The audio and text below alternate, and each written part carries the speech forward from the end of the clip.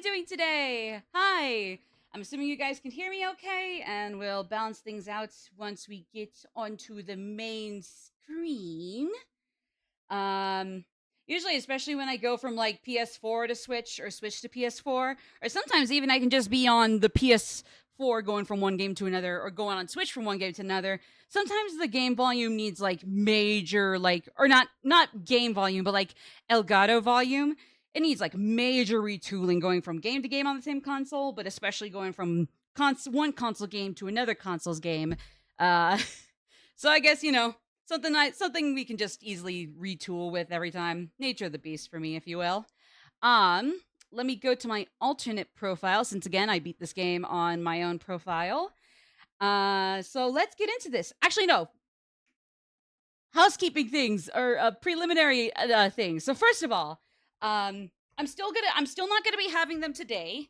Um, the thing is, I do have them, but I do want to make sure like our plan for I do want to make sure like because I would have liked to have paid the person I commissioned for these. Kudos to Paradox Akumu um for these.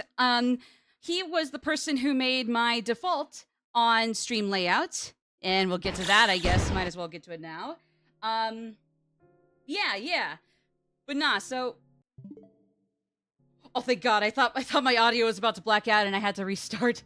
Okay, no, we're fine. And actually, as you can tell, I had to kind of change the color of my little goal thingies for now. Might retool the grays and irons or whatnot, but yeah. So for those unaware, I am going to be bringing in some alternate stream screens or stream layouts or stream skins, however you want to say it, for us to kind of tinker around with and switch flip flop depending on the mood or whatever, or because I don't know, it's Tuesday. Let's bring out the fancy ass non-on and pink colors, not on and not pink colors. I don't know. But essentially, we do have some alternate layouts coming very soon. Sometimes maybe I can just like stick with any one of these four total for now reskins for a whole stream, or sometimes, and I'm thinking this might be more likely for like a single stream, we can kind of like start with Panther and just jump to all these other ones I could have. Just dink around with everything like that. Kind of retool everything based on how we're doing. Yeah, thank you so much. Good to see you, Zach. Good to see you too, Myth, even though I already said hi.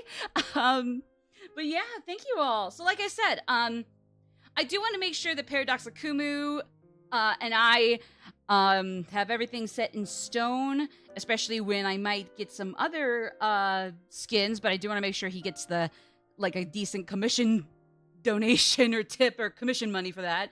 So don't expect them today, but yes, we will be having some screen reskins coming soon, very soon, maybe even the next stream on Thursday.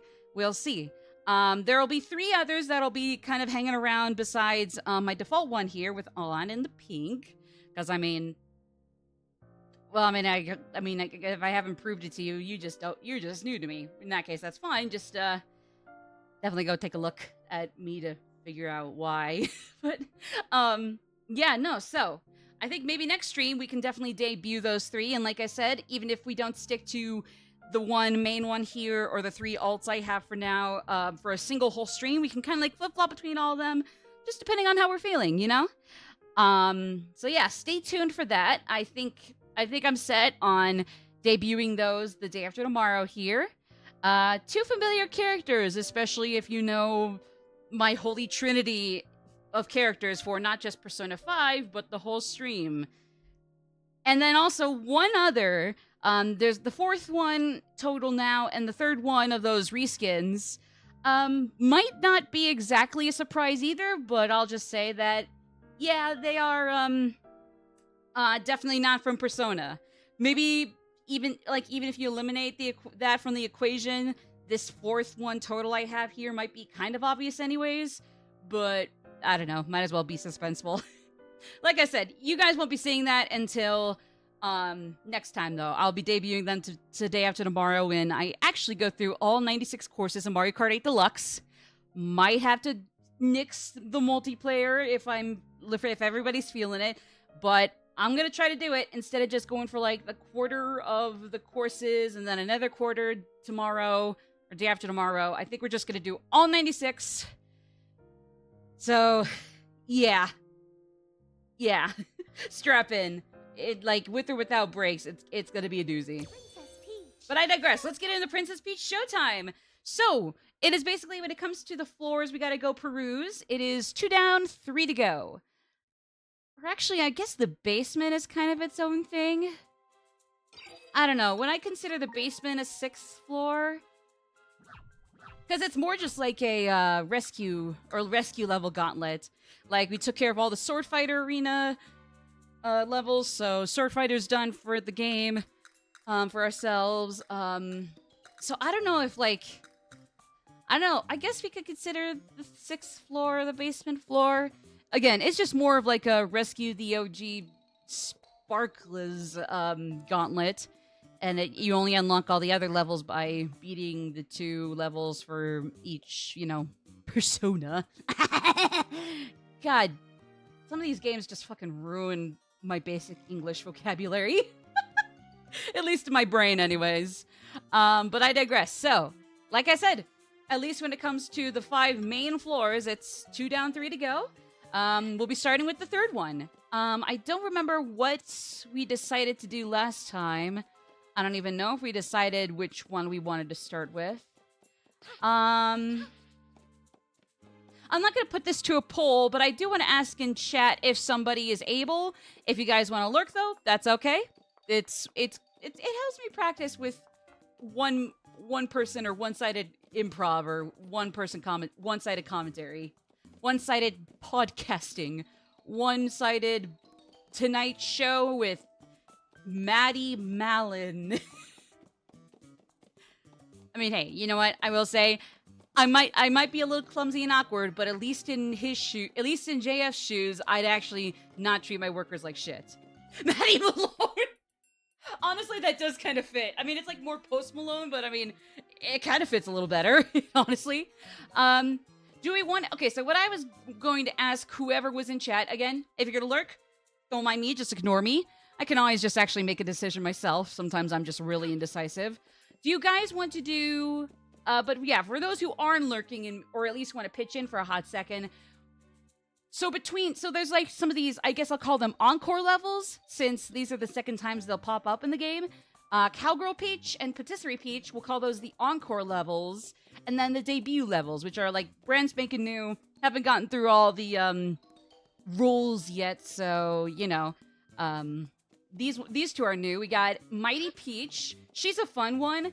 Definitely, I guess by process of elimination, Mighty Peach is my least favorite. I mean, I like her.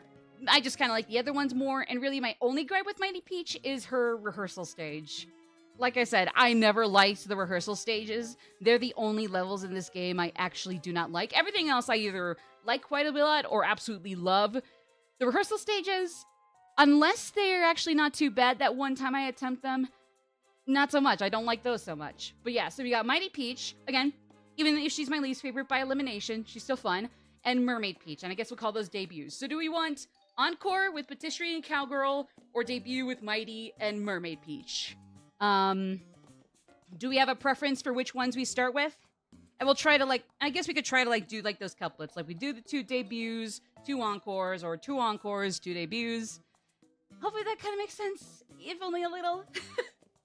Not in particular? That's okay. I mean, I guess to be fair, it's not even like we would have to do both debut and both encore at once. Like, maybe we can go to 1 encore, 1 debut, vice versa.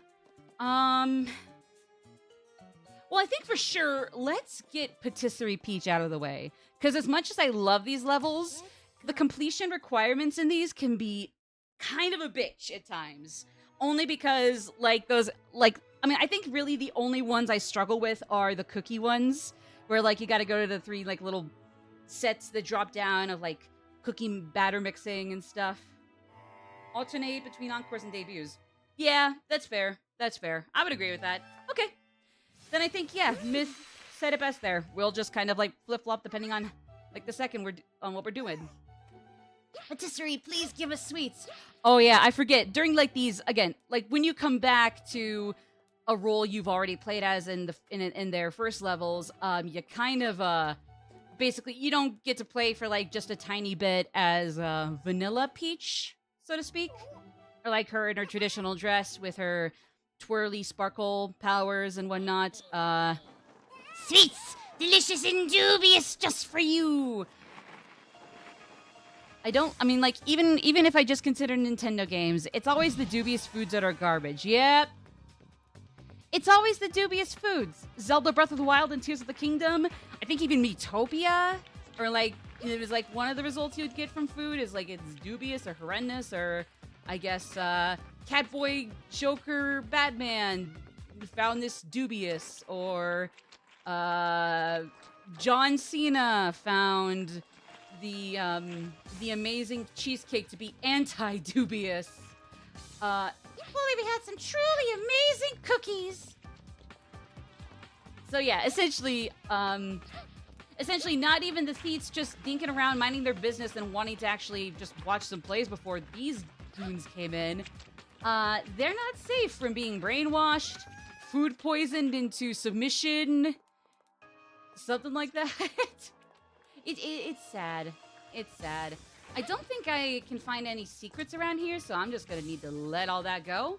Again, I guess we'll start with Patisserie since as much as I love these levels, completing them to like get all the sparkle gems and get either Peach's bowish ribbon or Starla's like metal-ish ribbon is kind of a dickish thing, or it's just kind of a pain in the ass at times. Again, lovely levels, and I still have a great time with these.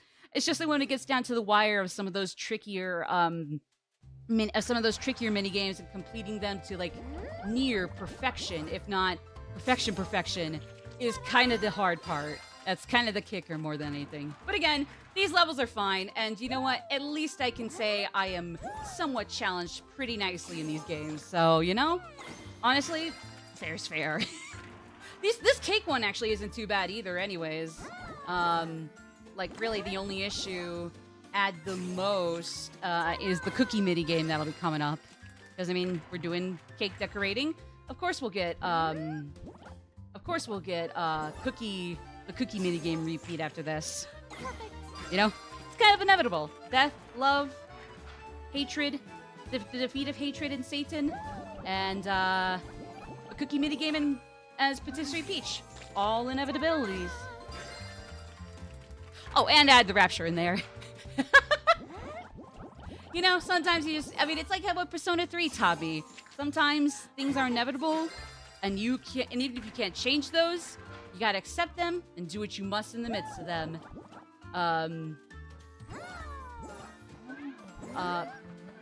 There we go. Woo! That was close. Okay. Yeah, so like, yeah, cake decorating, not an issue.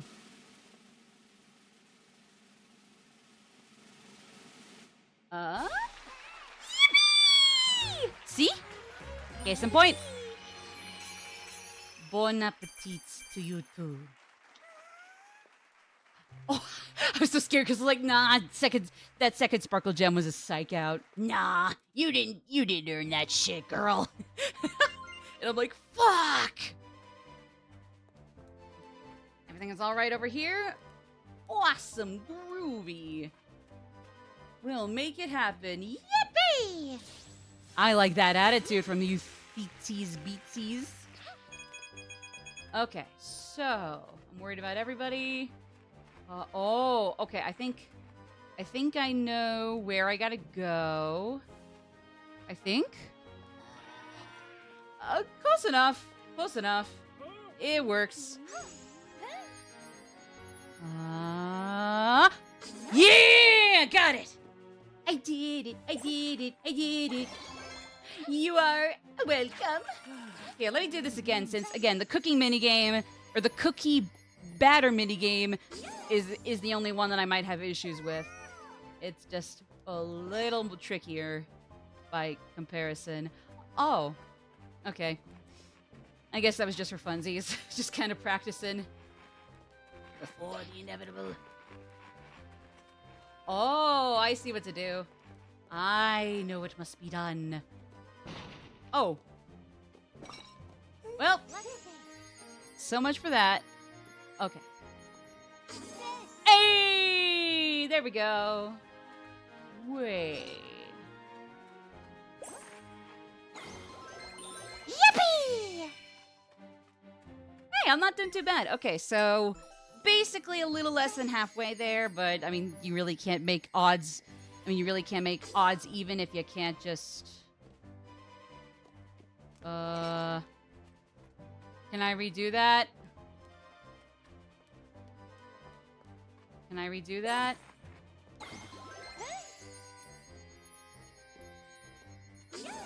Hey, there we go. Lisa to the kitchen to make more. Okay. Oh boy, here we go. Here we go. This is gonna be the kicker. Okay. This is pretty bad. I can tell. Oh yeah. And especially with, like, when they're gonna like be pushing through the gates to get some non-poisoned cookies, this can be really bad. Or again, not bad, just kind of a doozy by comparison.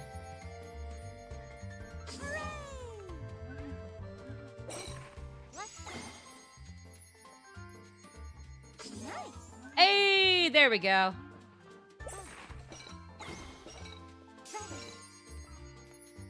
Hey!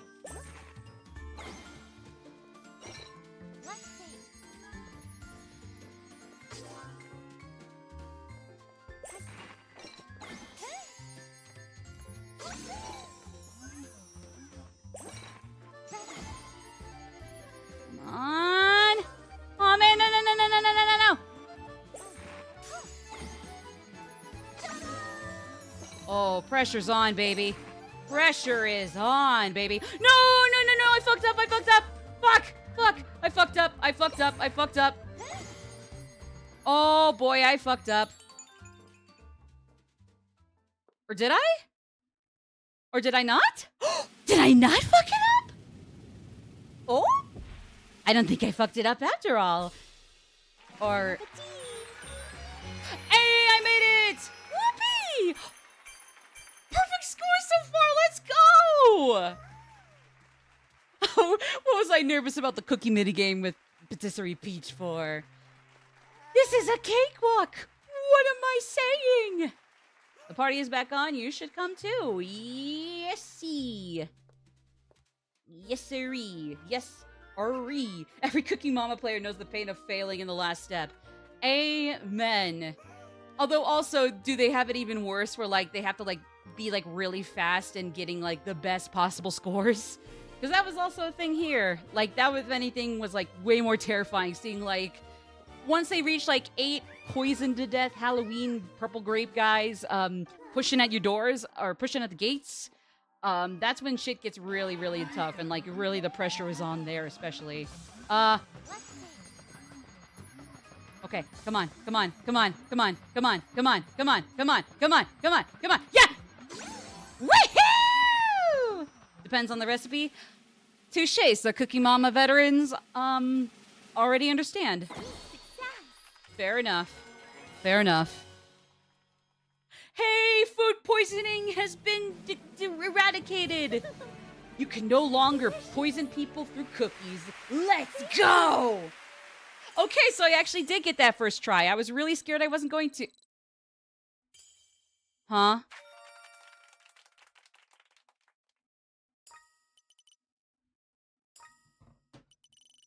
Okay, because, I mean, like, even so, this game is very easy to still complete, like, once you get those, like, those little naggy ones out of the way, but,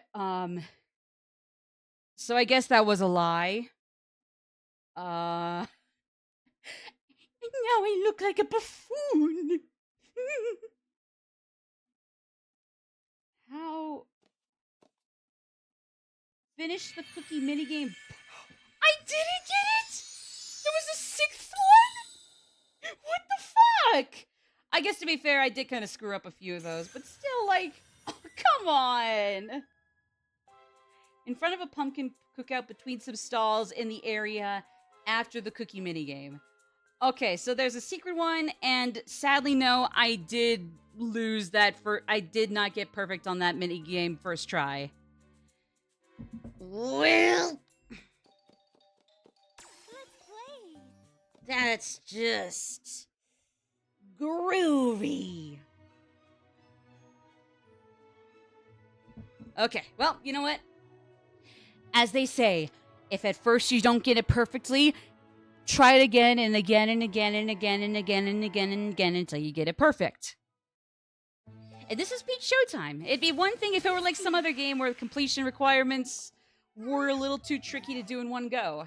Because yeah, no, I'm gonna get it done tonight, baby. Or today. It's 12:33 where I am, so a little past noon. Had some nice lunch. Some easy pizza to make for myself, but yeah. Gave some slices to Jack, but he didn't want too much, so yeah, but even so. And forget what I said earlier, food poisoning is back and on the rise again, as if it had never left. Only we had some truly amazing cookies. Well, let me get to the cake stuff first, and then they can maybe get some truly amazing cookies.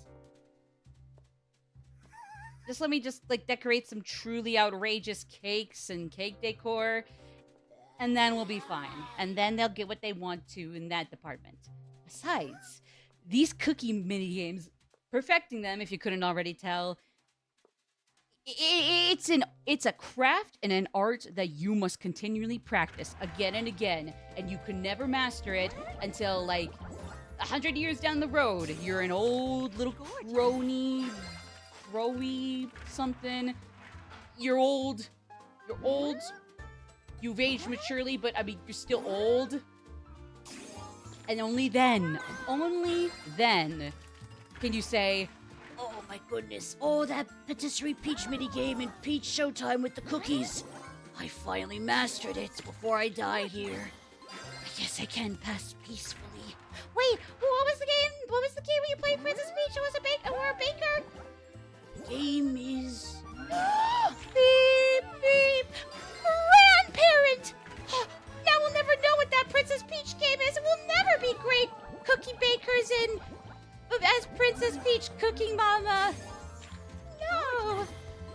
Roll credits, because at least I can say I died happy as an old elderly. Words to live by. I died happy as an elderly. The ultimate dream. Come on, there you go. There you go, sillies. Those silly billy goats really thought they could push me right there? Nah. Whoopee! Alright, so those ones... Yeah, those ones are not an issue. Non-issue. There would be another Sparkle Gem up ahead in between minigames if we needed that, but we already got that, so we're good. So really, we just gotta get that third and final gem that I did miss in the cookie minigame. Okay. Oh no, he burnt it! Having constantly burnt a lot of cookie recipes or cookie batter recipes in previous attempts of that minigame, I know the pain all too well of completely botching these, like being just square in the multicolored tie-dye rainbow, just for it all to be for naught. This sigh. I sure hope I am. Still mind-blowing to me that Peach's GameCube era voice actress was also Cortana in the Halo series. Oh yeah, that was, I think she still is the voice for Peach nowadays. It's just that especially with Mario Wonder and especially Peach Showtime, I think she just had to like kind of change how exactly she sounds line to line. I think. Don't quote me. What's her name? Shoot. Kelly... Frick. I forgot her name. God damn it. What was her name? Jennifer... Was it Jennifer something? Ah, shoot. Ah, man, I forgot it. Oh.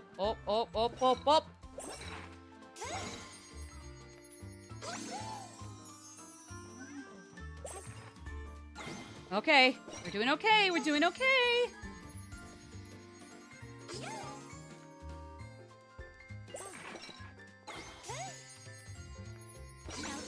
Okay, we're doing all right. Doing okay.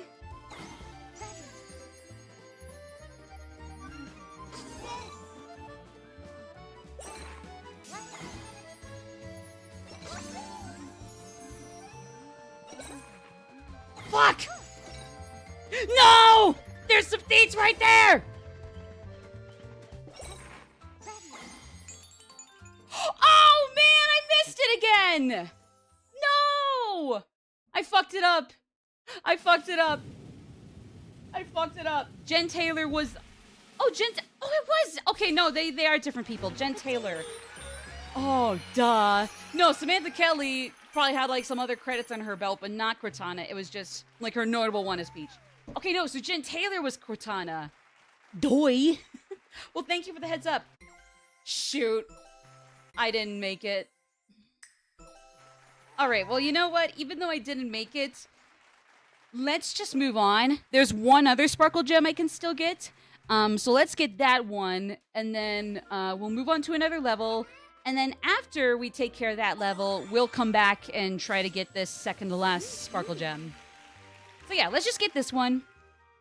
Do another level. We come back, get that second to last Sparkle Gem here, and we're good. But for now, yes! Oopie, baby. Go. Yeah, there. That took a hot second. Actually, I gotta play some of the Halo games if I can. I did play Halo Reach, albeit for free, from somebody who was cool at the time, but unfortunately just kind of turned out to be, without going into details, because I haven't even thought of them in forever, but who turned out to be not really great to me. But at the time when he was cool, he let me play Halo Reach with him for free, and you know, that was really cool. That was really cool. And that was a great experience. I only have like I still have very minimal knowledge of the Halo universe and Master Chief, etc. And whatnot, but like that was still a great time. That was still a great time. Reach was fantastic. I'm not gonna go into the spoilers, even if the kicker to its finale is kind of a spoiler, or like kind of a meme spoiler meme in itself. Kind of like how that certain major character from Final Fantasy VII is like so much of a meme that it's a little hard to not spoil yourselves and each other. I'm still not going to try to screw that over and be the asshat that takes my chances on that, but still. Yeah. Okay, so like I said, we still have one more gem to get there, but let's just move on before we just milk this patisserie level for what it's worth. Any and all that it's worth. We also got the levels in the basement here, but we'll do Patisserie Sparkla and Cowgirl Sparkla in a little while. I think, because I would consider Patisserie and coming up here Mermaid to be like the more relaxed ones of this whole quartet, of this whole foursome. So I'd say we go with Mighty, because Mighty and Cowgirl, in my opinion, are a little more involved than those two. Patisserie is, you know, obviously Cooking Mama, the HD Switch Mario character version. And Mermaid Peach, while not getting too deep into it right this second, it's essentially a rhythm game, part platformer, but a little more like involved with how you interact with the environment. It's kind of hard to describe, but like mostly a rhythm game, but not entirely. Okay. Like I said, and we'll go get that second to last Sparkle Gem after this level. We'll try Patisserie again after this. Woo, coins! I gotta remember, because like even though it's not hard to come by a lot of the coins in this game, there's still a lot you would want from the store that's still pretty pricey. So like you definitely don't want to take your chances either. All the same though. Also, I don't think this is a Mighty Number 9 reference per se, especially since unfortunately that was a tragically bad game from the creator of Mega Man. And I say tragic because, like, hey, I guess he like had to depart from the studio that still owns the rights to Mega Man and just had to create something similar but different, you know? Like, I don't know. As far as I know, Mighty Number 9 had all the potential to be a pretty good game. It just sadly turned out to not be that. And then, like, that really infamous ad that's both cheesy and, like, weirdly kind of snarky, overly snarky, even though it's not really grounded in, like, 90s nostalgia as much as it should be, or 80s. It definitely didn't do the game any favors. So, yeah. Yeah, no, that's the thing. It's like, it kind of reminds me of the whole rigmarole with Yuji Naka with Balan Wonder World, I think it's called Wonder World. And it's kind of the antithesis. Say what I will about Hideo Kojima, but I think that Mighty Number 9 was not only akin to Wonderland or Balan Wonderland, but also is like at the same time, therefore, their antithesis to how things went down with Hideo Kojima. Because say what I will about the games and how Jeff Keighley should be able to be good buddies with him without completely just sucking him off. Because I'm sure even Kojima, if he could, would be like, hey, knock it off. This is the Game Awards, not E3 at Christmas time, you know? Okay, so I think I got everything I can get right now. I'm worried about the office block. Wonder World! Okay, thank you. Wonder World, okay. But yeah. Like, so anyways, I feel like Yuji Naka and I forget Mega Man's creator's name. Unfortunately, they weren't as fortunate after departing from their studios. Like, they have like these crazy bombastic ideas for games that are very different from what they've created before, similar to what they've created, but in a way kind of like a spiritual love letter to their original creations. Either way, but regardless of how it is, like in the end, it just turns out to be horribly botched.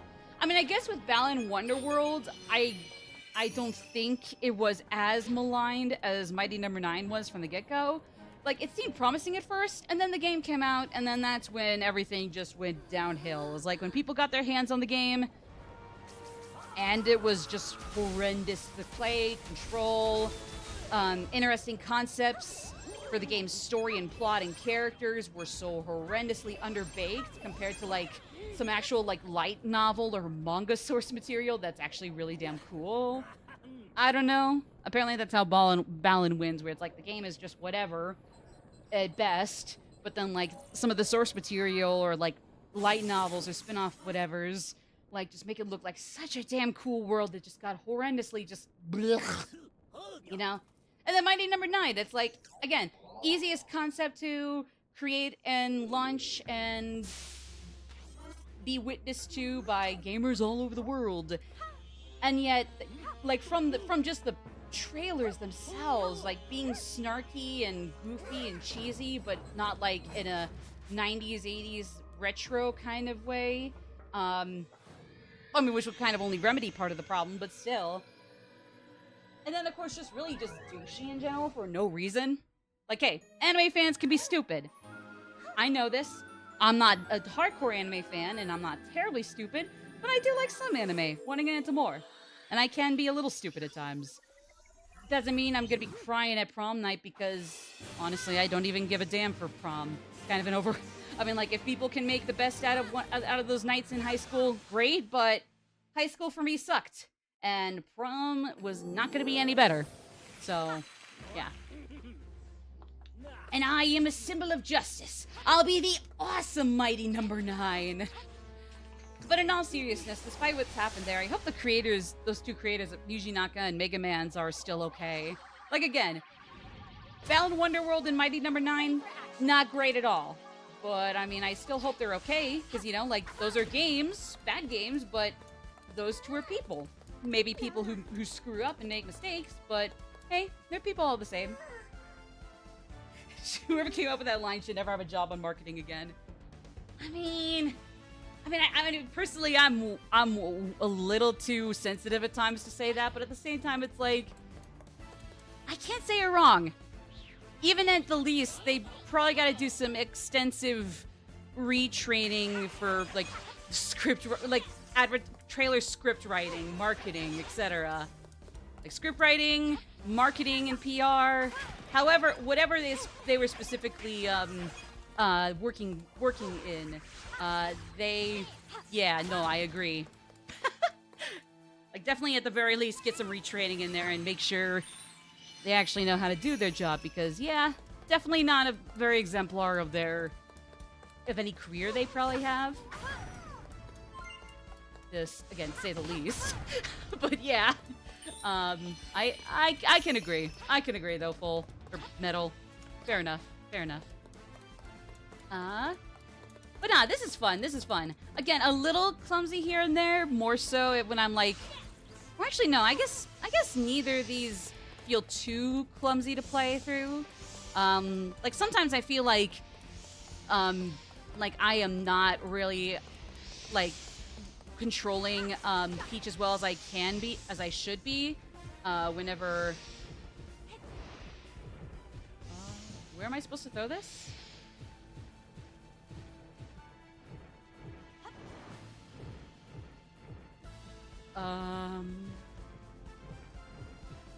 Yeah, like I said, sometimes it's a little clumsy for me, or at least I'm a little too clumsy for this. But, yeah. Oh! Dedoy! Yeah, at least retraining, yeah. Because, I mean, like, hey, even if you have a very illustrious career in acting, PR, psychology, science in general, you know, it's never, I mean, it's in general never a bad thing to, like, re-educate yourself on things, even the basics, like, just for basic reviewing. Like, sometimes it's a good little, refresher, so to speak. And then sometimes it's like you make a mistake so severe that, honestly, you're not just more than welcome to retrain yourself, you need to retrain yourself. And not necessarily in, like, a gotcha or, like, fuck you kind of way, just, like, in general, like, hey, if you're gonna make mistakes, just definitely do yourself a favor and retrain yourself. You know, I don't mean that in an entirely snarky way. Again, except for Mighty Number 9 anime prom scriptwriter, PR person.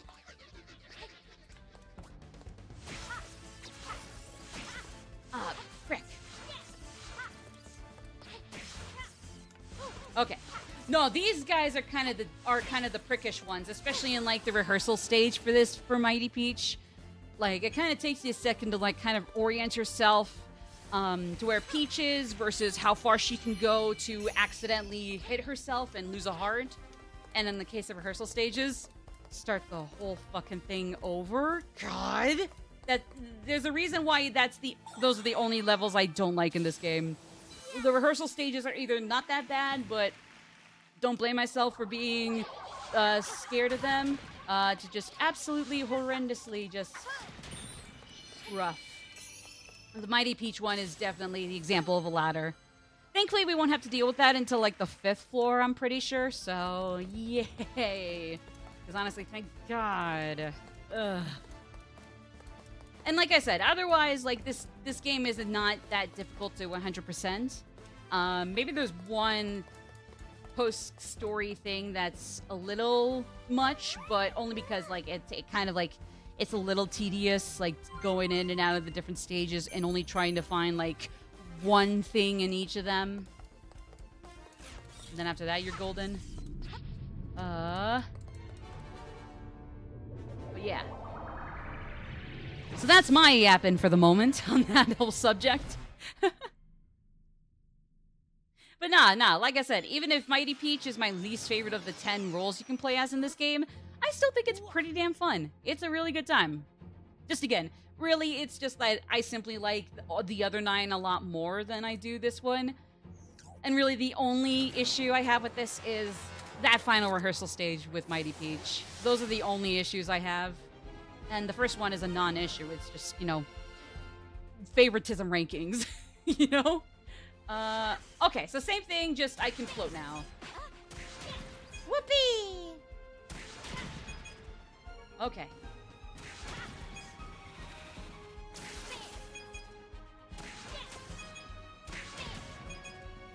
Oh yeah, no, this one's fun though. This one's fun. Kind of just parachute and glide through the sky, zooming through the sky.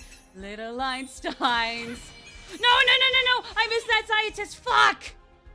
I think I missed a sparkle gem. God damn it. Man. Well, you know what? Let's just right off the bat, we'll come back to Mighty Peach after we retry Patisserie Peach. God, that's 2 levels in this whole floor we already gotta retry. Like, Jesus. Honestly, though, I guess, like, some of these secrets are so out of the way that, like, if you gotta repeat some levels, if anything, they kind of might expect you to. I'm wondering if that's the case, if, like, they sometimes, in cases like this, expect you to actually have to restart these for all the secrets. And if, like, hey, if you can get them in one go, in some cases, albeit very few cases, then hey, yippee-i-yo-ki-yay, right? Ooh, yes. Okay. Hey.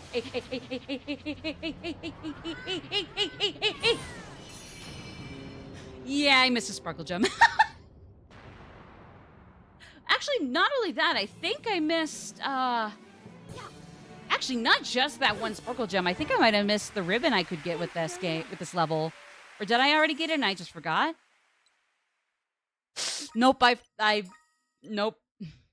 I forgot. Yep. Okay. Yippee-ki-yay, motherfucker. Speaking of, I guess we'll hit that one up after we take care of the last secrets in Patisserie and Mighty. So it's really just one sparkle in Patisserie with the cooking minigame, cookie batter minigame, cookie minigame. Jesus, I can't talk. Oh, and we already have access to the boss. I mean, that's cool too, but wait, no, we don't. That was just showing that, hey, like, in general, it's clear. Oopsies. Alright, so back to Patisserie.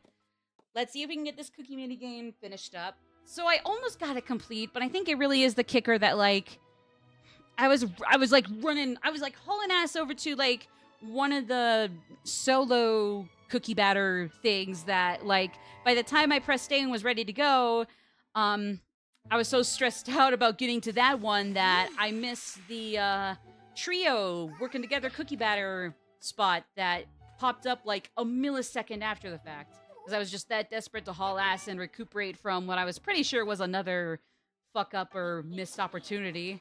Really, it's those, like, working together with 2 other feats cookie spots that are kind of the things that do me in with that last sparkle gem. I forget that certain swears get checked by Night. Yeah, mods, Nightbot. I was just making a Die Hard reference. No, that's okay. Nightbot just is not cultured. Sadly, Nightbot is not familiar with what a hard death is. Get it? Because, I mean, they haven't seen Die Hard, and, I mean, I guess even though I know the gist of it, I really haven't seen the whole entirety of Die Hard either. But, shh! At least I get it!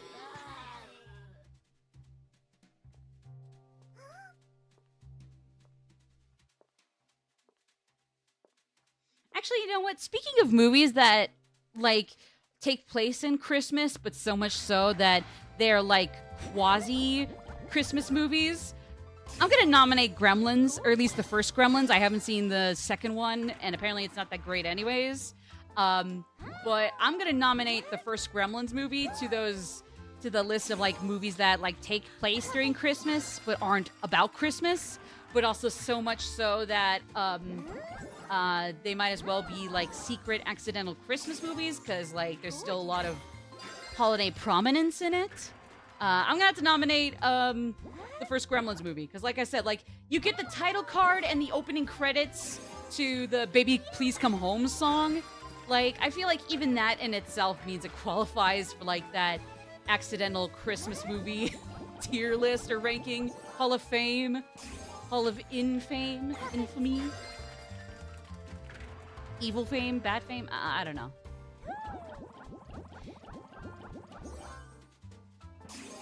Hall of notoriety, you know what I mean. Yeah, like, if I'm trying to say, like, if I'm trying to call something the Antichrist to, like, the Hall of Fames or, like, Hall of Infamy, would it be Hall of Infamy, or would it have to rhyme with Hall of Fame, like Hall of Infame? unfame, anti-fame, notorious fame, infamous fame. Like, how would you guys say it? Like, not just Hall of Fame, but like of a notorious or like infamous or like, you know, famous for being bad or not great kind of thing. Like, how would you guys put it? I'd personally just be like, yeah, it doesn't have to rhyme, so Hall of Infamy. But would it be something else so it can kind of be strung along as polar opposites more in a more rhythmic or rhymey way? Or I don't know. I really don't know. Oh, yep, he burns that one. God, I've screwed up this cookie minigame so many times that even if I haven't gotten, like, just bad batches, per se, in the last few tries, it's still, like, I mean, like, in the past I've gotten enough, and I still have just, like, barely missed the mark that, like, just burning the cookie batter makes me cringe. It's just, oh, it wears on your soul. But again, Patisserie Peach is a good time anyways. Just, It's a Wonderful Life only uses the Christmas setting as a framing device to make things extra warm and fuzzy for the finale. Right? I mean, you could consider Extra Life, or not Extra Life. Shout out to them, though. Great, like bunch of charities for Children's Miracle Network. But no, yeah, I mean, It's a Wonderful Life is also kind of in that same framework and is definitely considered like a quasi-Christmas movie, right? And I would say that's all different from, like, The Nightmare Before Christmas, where, like, I mean, I guess not, because, like, there's explicitly Christmas and Halloween themes, and it could be a holiday movie for either holidays. But, yeah. Speaking of, what do you guys consider Nightmare Before Christmas to be categorized as?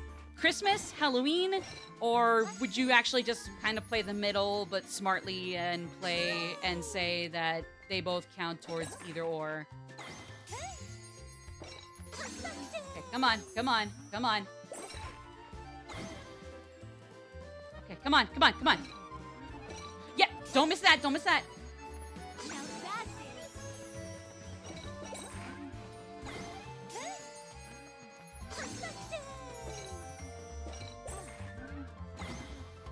Fuck!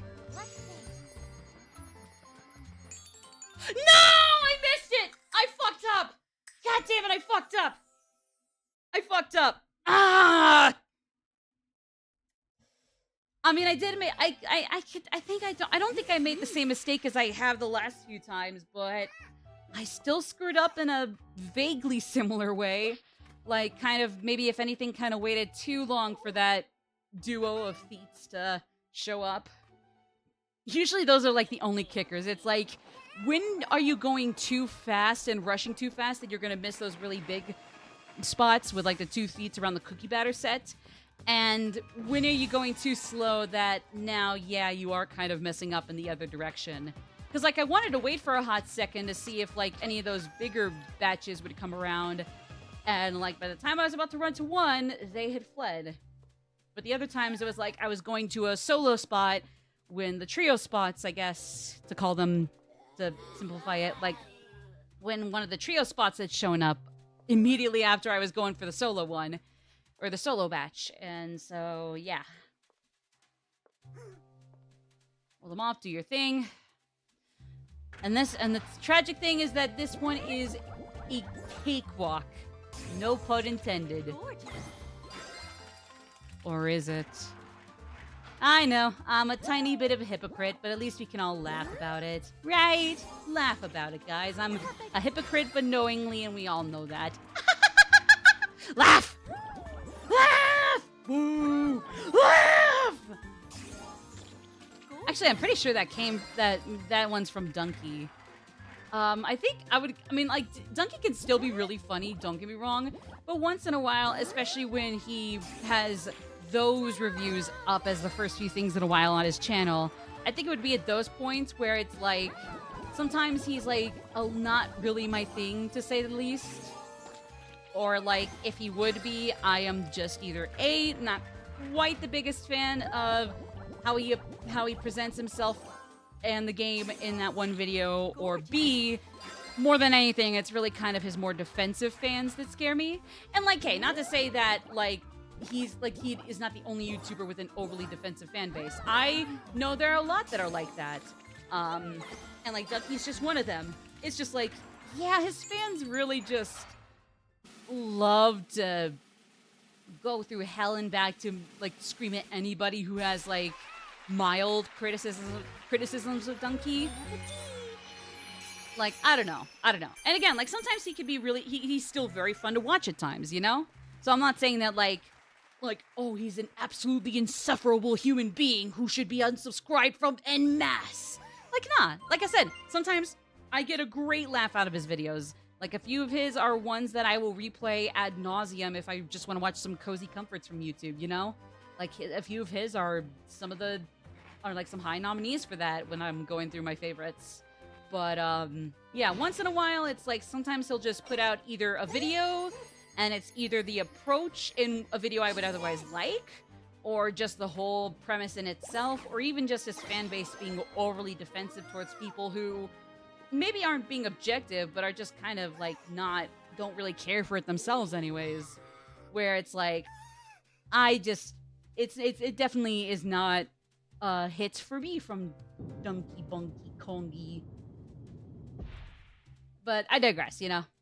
Okay, best wishes to him, and apparently he's gotten out a pretty damn good Metroidvania-ish game under like his little publishing belt. And honestly, I would say that's pretty killer all the same, you know? That's pretty damn cool too. So like, nah, I totally wish him the best. He just definitely like gives me like some slightly intimidating vibes once in a blue moon. Again, when he's cool, he's cool. It's just that sometimes he kind of rubs me the wrong way. Or even maybe just people who like go out of their way to like defend him to hell and back over complete nothing burgers of critique or feedback, you know? But like I said, like a lot of actors, YouTubers, celebrities, unfortunately, their fan bases are very unfortunately prone to doing that. So it's not just him.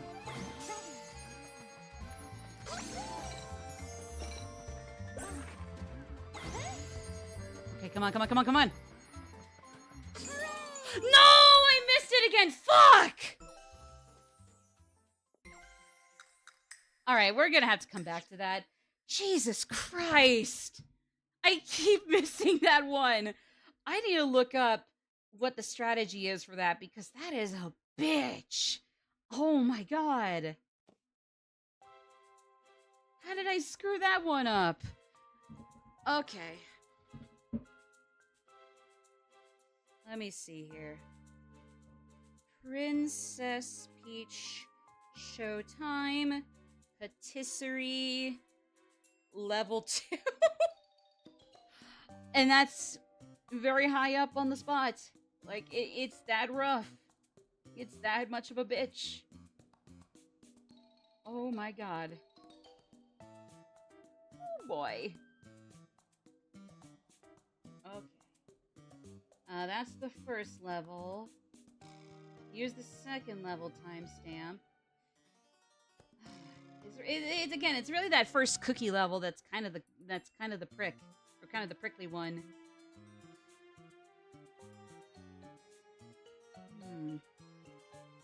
I guess I'll have to see how they did their technique, or made the cookies the way they did. I'll have to see how they did it right next time. But break time. See you guys in a little bit.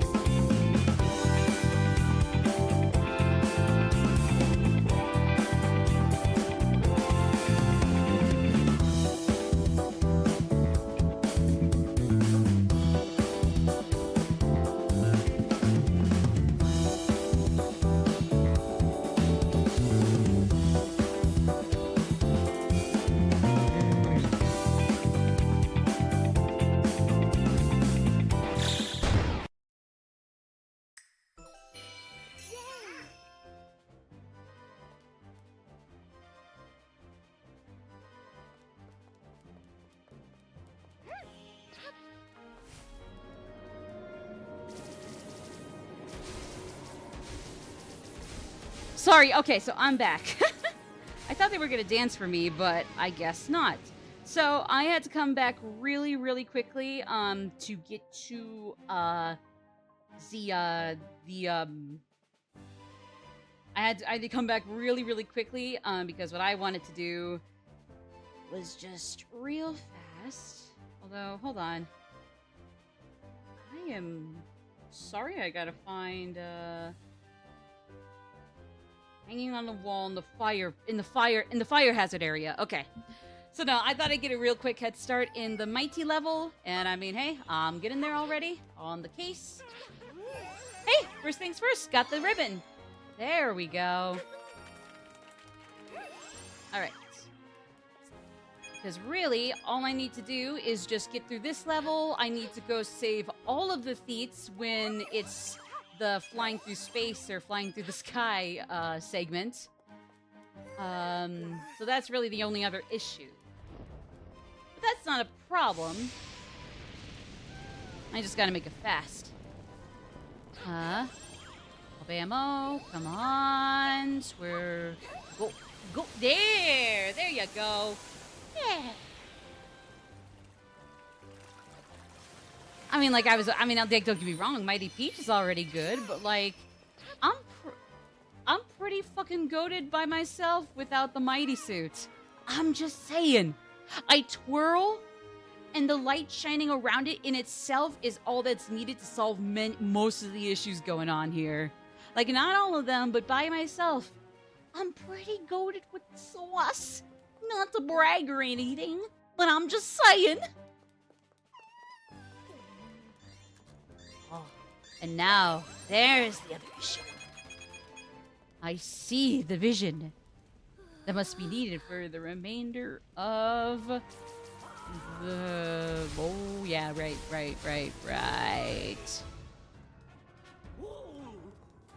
Okay.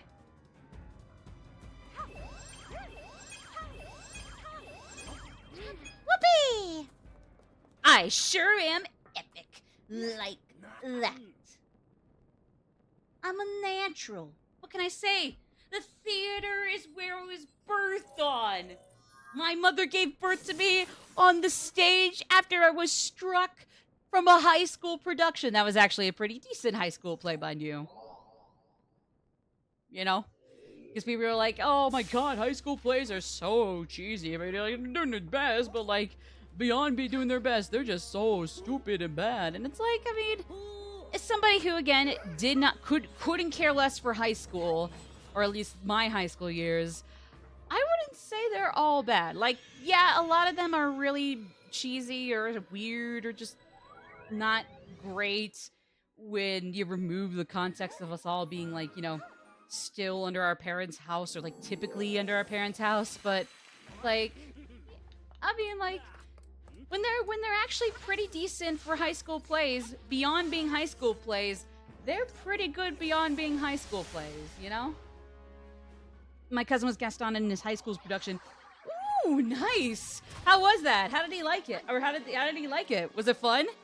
It seems like even though Gaston is such a reprehensible character, like, he's fun to watch, it's just that personality-wise, you do not want to fuck around with that guy. Like, you're gonna be miserable. But it's like, a lot of his actors, or at least like the way he's portrayed at like Disney World or in plays, he suddenly becomes a weirdly fun character to watch. Like, it's almost a little too fun to have him on stage.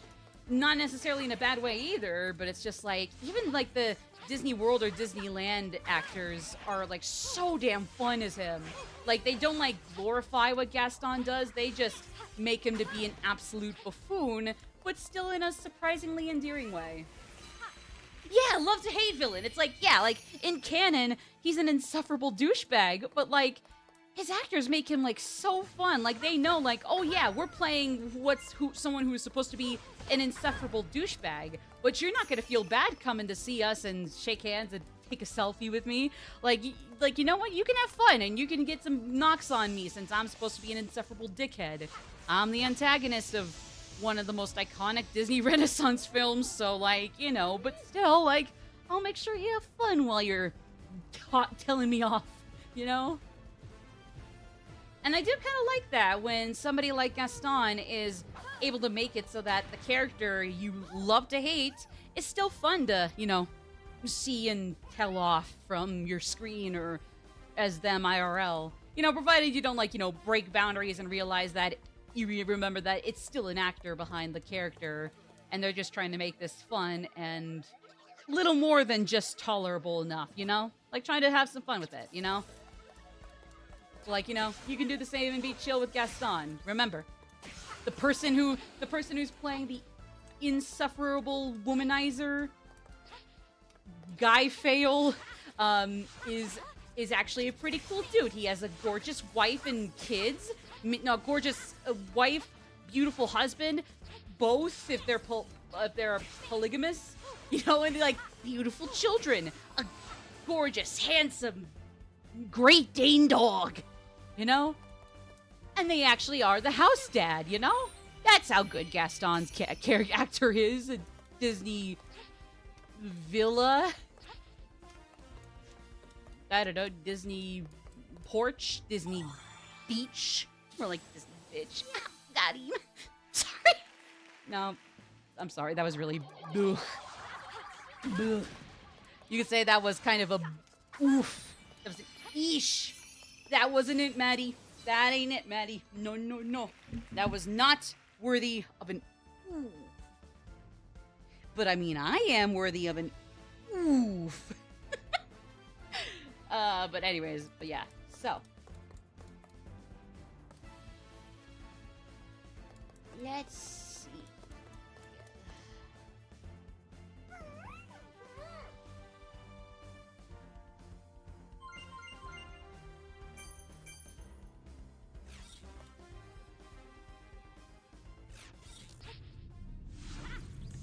Okay, here we go. So here's the only other... I did not care for the live-action remake. Who really did care? Who really cared out there? Who ever in recent history cared for the Beauty and the Beast remake? Or any of the live-action remakes, really? Like, for the most part, it seems like most of them are just horrendous. Like, the only ones that are, like, kind of decent, depending on who you ask, would be Maleficent, but only because, like, they tried to do the Wicked thing. Not perfectly, but, like, what was actually pretty decent about Maleficent, I would think was pretty decent. Everything else about it was pretty blah. I think my least favorite parts are how they butchered Flora, Fauna, and Merryweather. Like, they could totally have avoided doing that to the ladies without, without... I mean, like, they totally could have gassed up how cool Maleficent was without, bringing down the good fairies like that. Like, come the fuck on. It's not that hard of a concept to balance, It's not that difficult to do them both. Like, have the good fairies portrayed as clumsy and silly, but well-meaning, and then Maleficent is Maleficent as you want her to be in this specific adaptation. Like it's not that hard to, like, make them all cool characters, especially when King Stefan is your main antagonist. Like, Flora, Fauna, and Merryweather can just be, clumsy but still well-meaning. Like, they were more than capable of not making them out to be, like, absolutely wretched old cunts, I'm just saying. But, like, hey, everything else was good about it. I would say Angelina Jolie made a pretty damn good Maleficent at the time, still does. Their Princess Aurora from Elle Fanning, I forget her name, was actually pretty decent, too. I forget? Yeah. But nah. So it's like, again, Maleficent, at least the first one, I don't even know how the second one went. So I'm just gonna rope that in with the first, just by default.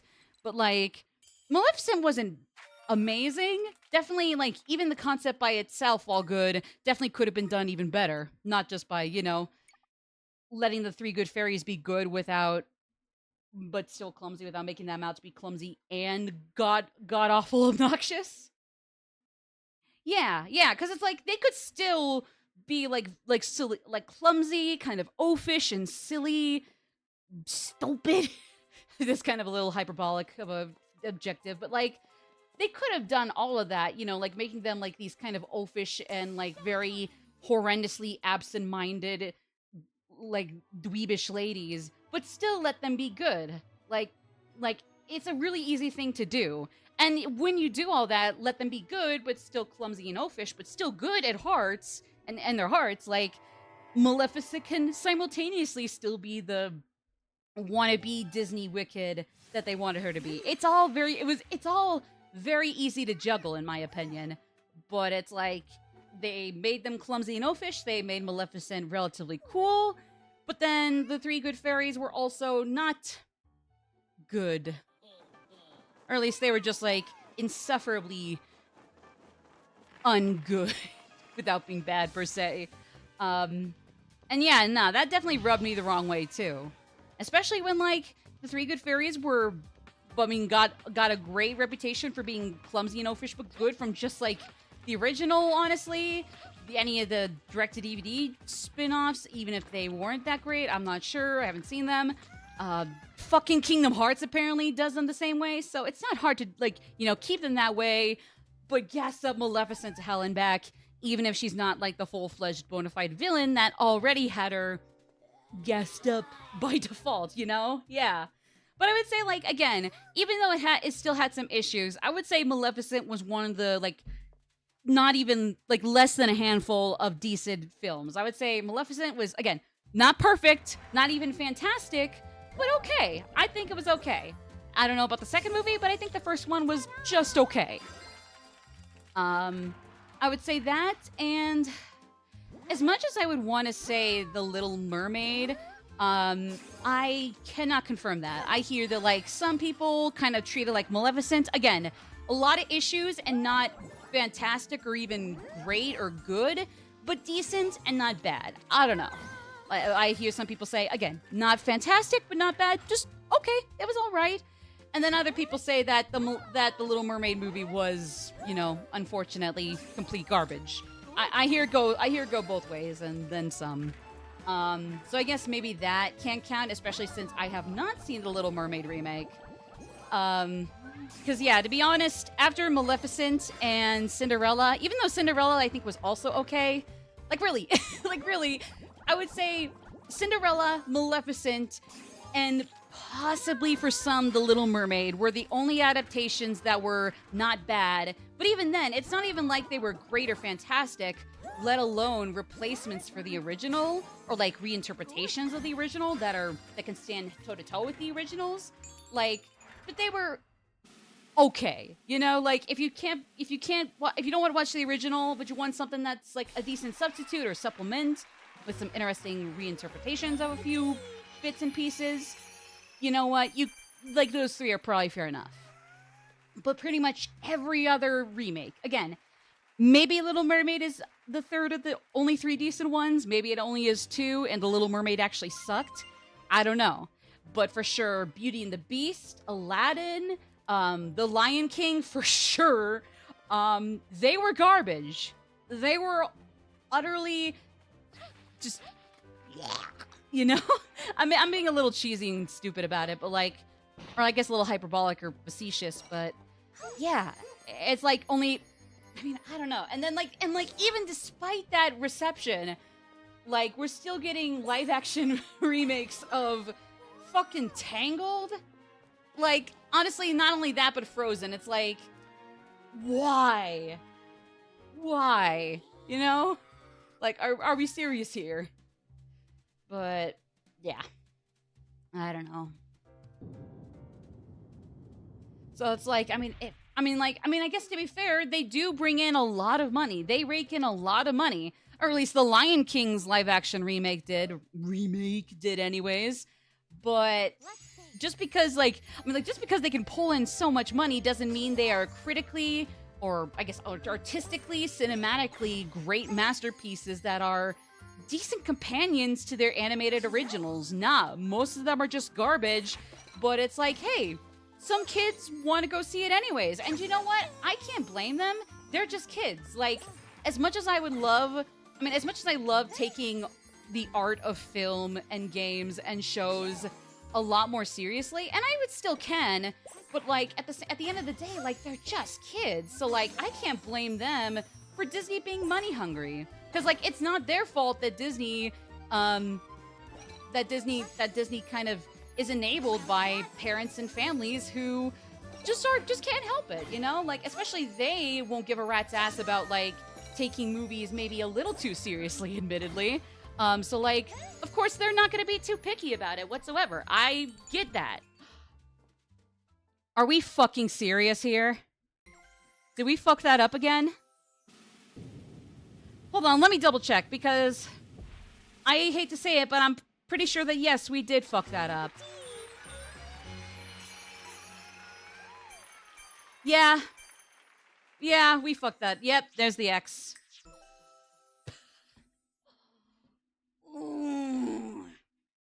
And that's especially, but anyways, nah. So like I said, between that, supporting Israel's genocide, or at least like funding it, and just a lot of the money-hungry decisions that they've made, it's like I have just become incredibly jaded towards Disney, which is unfortunate because like I still have a lot of respect for a good chunk of their history. It's just that they are fallen so far off the beaten path that, like, with the exception of playing Kingdom Hearts someday soon, I am not at all going to be rushing to go see the next Disney movie or whatever. Like, maybe some of the originals, especially if, like, they're decent, hell yeah. Unfortunately, though, I was never told about frickin', well, I at least managed to check out Encanto, and that was a great time. That was cute. But, like, I never got to see Coco, even though at least Coco thankfully did okay from what I hear. So at least Coco made it. But, like, Strange Worlds, I don't care if it was apparently a mediocre flop. Like, I would have still been happy to see that. Except they absolutely botched the marketing. So it's like, you know, like, Jesus Christ, no wonder it flopped. Because even if it was a decent movie, and if it was a decent movie after all, like, I didn't hear a damn thing about it until it was out of theaters. I didn't even know about it until it was like, nah, this my local Cinemark, as well as any other Cinemark nearby, nah, it was already gone. And it's like, what the hell? And I go online and it's like, yeah, no. I had to like dig really, really deep to hear that it was still in theaters or would be in theaters for however long. Like, it was just that horrendously fucked up. Perfect. And again, like, I know Strange Worlds ended up with, like, kind of mixed, a kind of a divisive reception, or at least it was just kind of, like, mediocre, really, to be honest. But honestly, I wouldn't have cared if it was an original IP, and it was.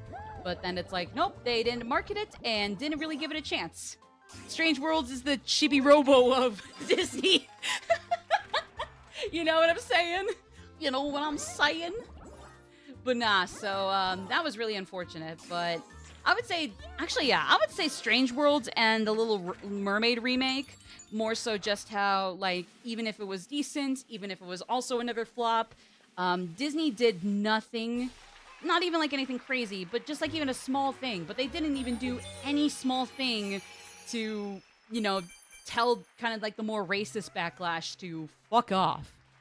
Because, I mean, I guess I might as well get into it. I know some people who didn't like the Little Mermaid remake because maybe unlike Maleficent and Cinderella and what others think of the Little Mermaid remake, others think TLM's remake was, actually not great. But if anything, that Ariel's and Ursula's actors, either Ariel and Ursula, either way, they were the only one or two that actually did pretty decently.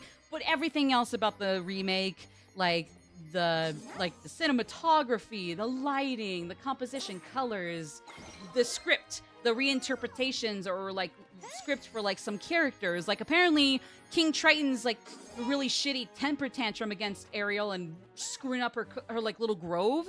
Apparently that was like strangely botched, like really horrendously done. Or, like, he was just, like, not handled as well as he could have been. Even though I always thought Triton in the original was, like, one of those parents who means well, but is still pretty abusive and kind of a jackass. Like, again, not, like, well meaning, but still kind of a prick.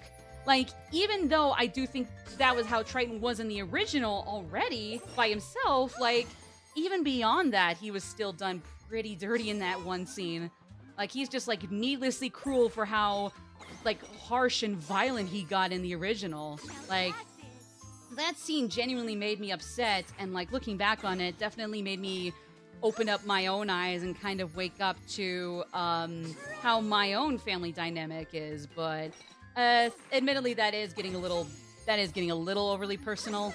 Definitely not something I want to definitely like ponder on or like have to deeply look into.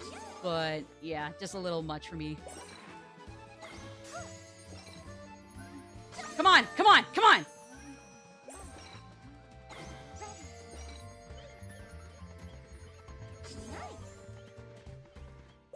Yes! Yes! Yes, yes, yes! Missed opportunity for the Aladdin remake to not bring Gilbert Gottfried back as Iago. Amen! Speaking of R.I.P. Gottfried, definitely seemed like a complete another goat. Absolutely cool, dude. No, I fucked it up again! Are you serious? How do you flub a softball like that?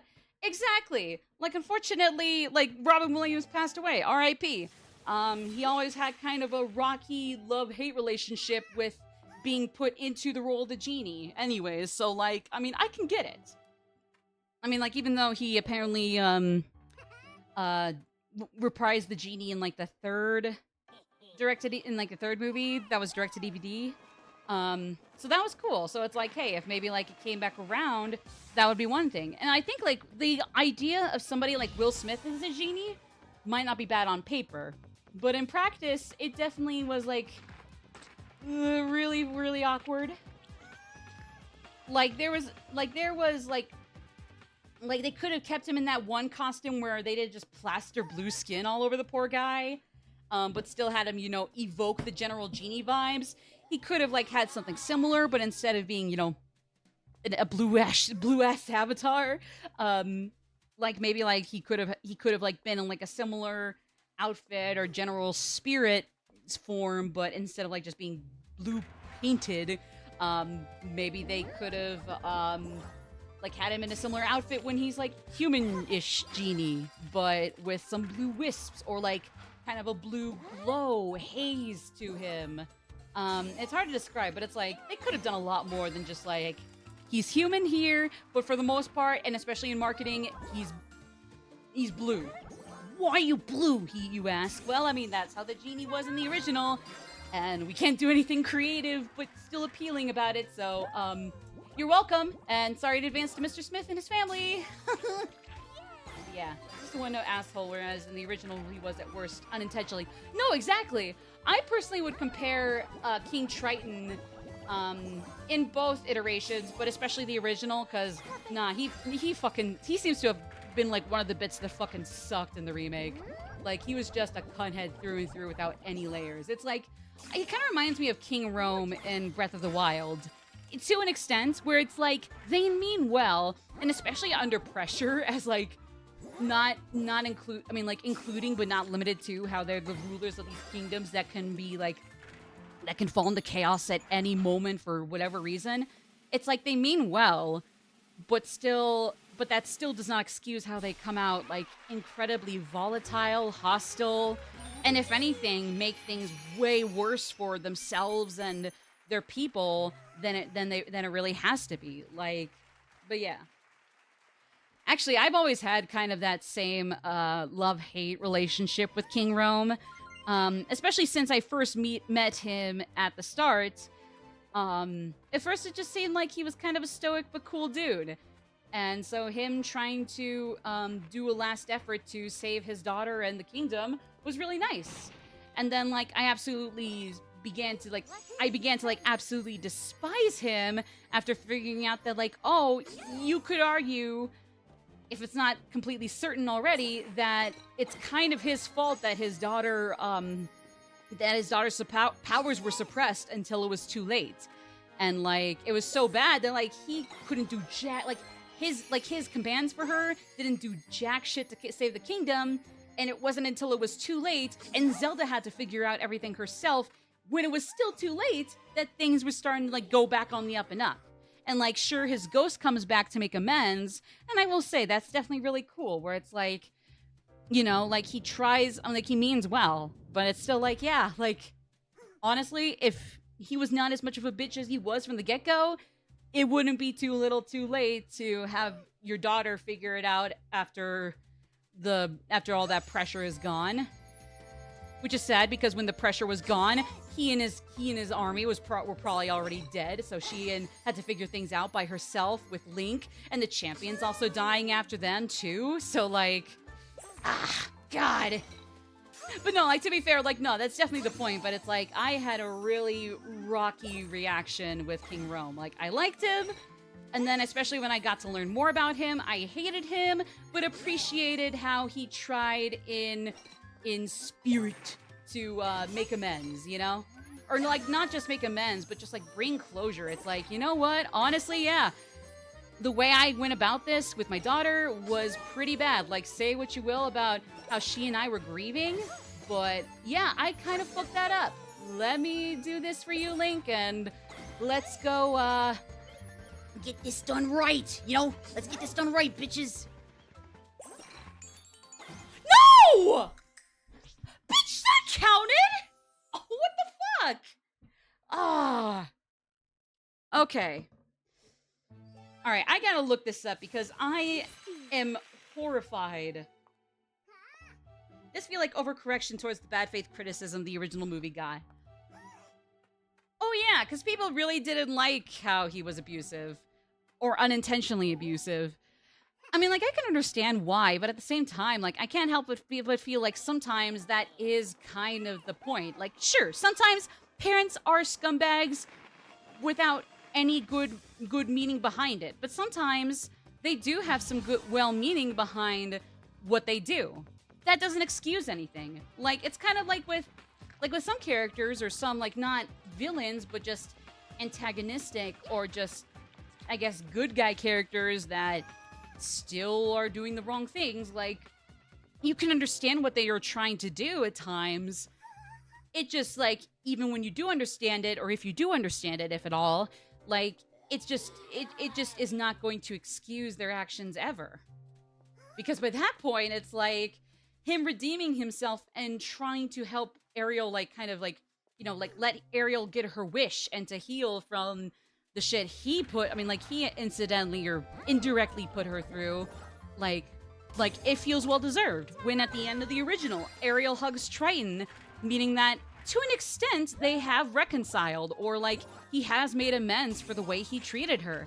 It feels earned, or at least relatively earned. Maybe not like closure, like all is completely forgiven on Triton's end, but that can take years. Even when abusive parents are able to make amends and like are giving an honest effort to do that, that can take years and months. If it's like almost overnight, you know what? Great. But more often than not, it's gonna take time. But even so, if Ariel and Triton feel like the latter is doing better to be kind and like make amends with the former, his daughter, then I would say a hug like at the end of the original Little Mermaid was well deserved.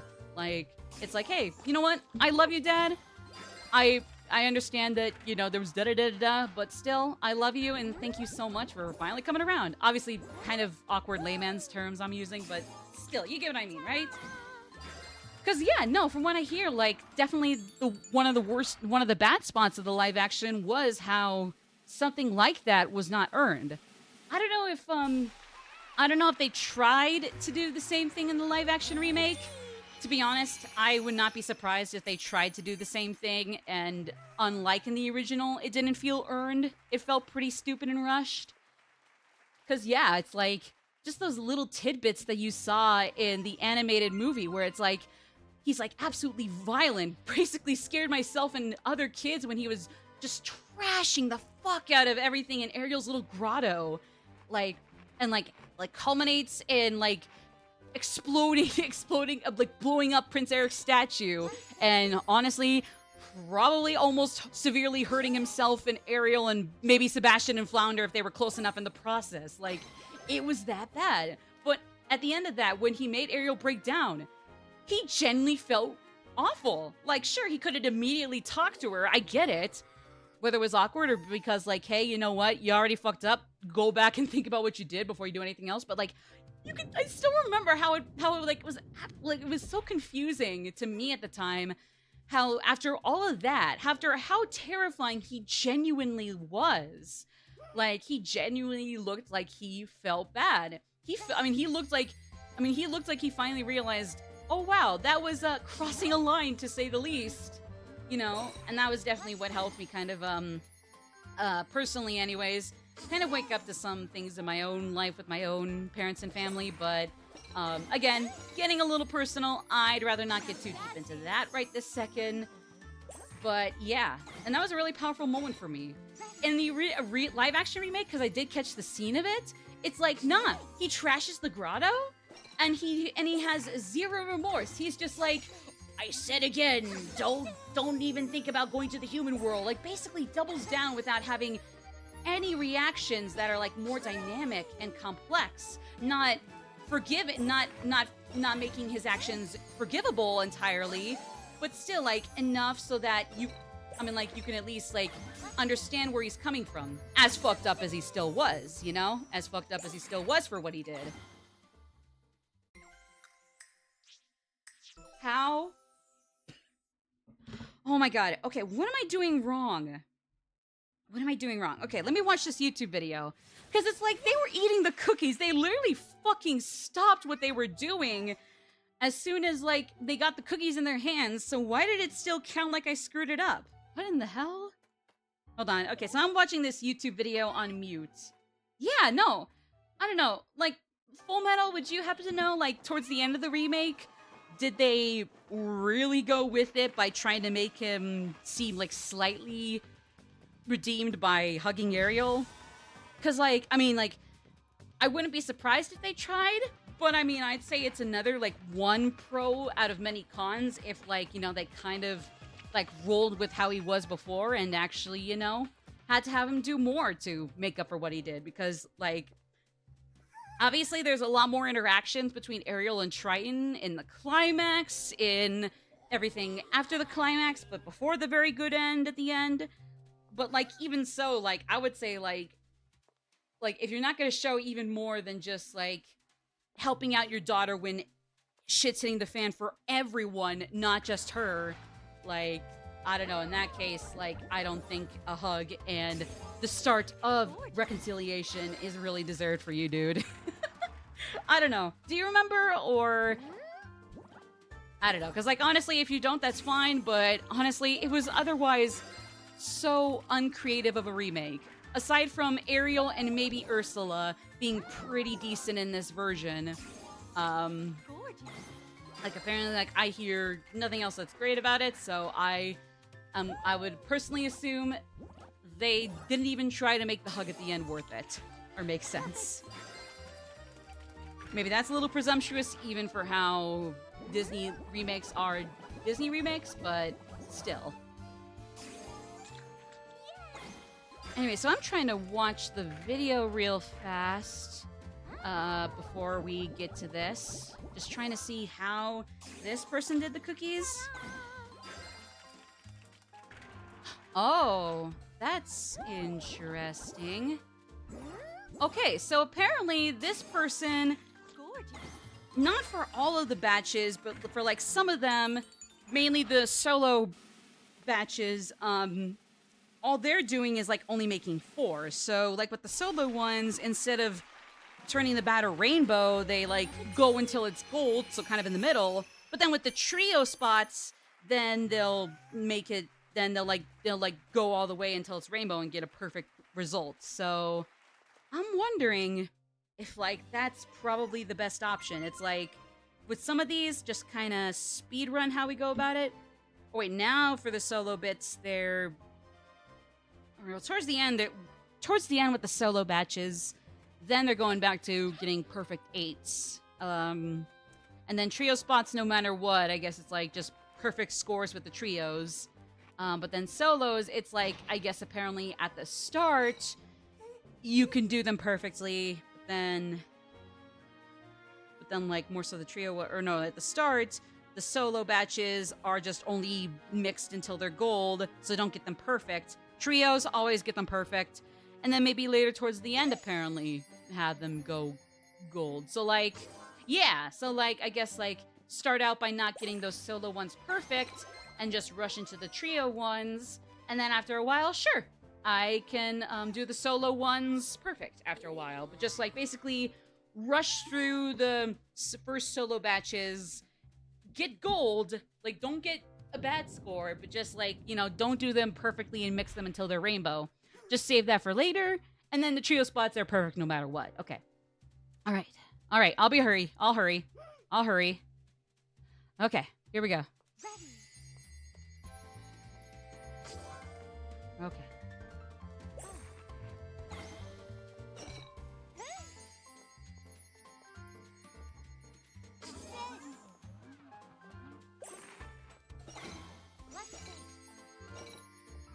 Oh, fuck, I missed them.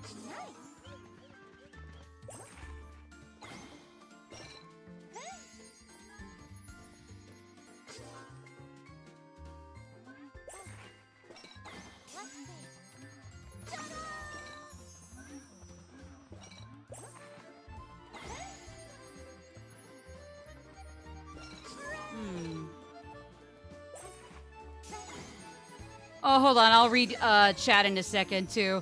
Hi.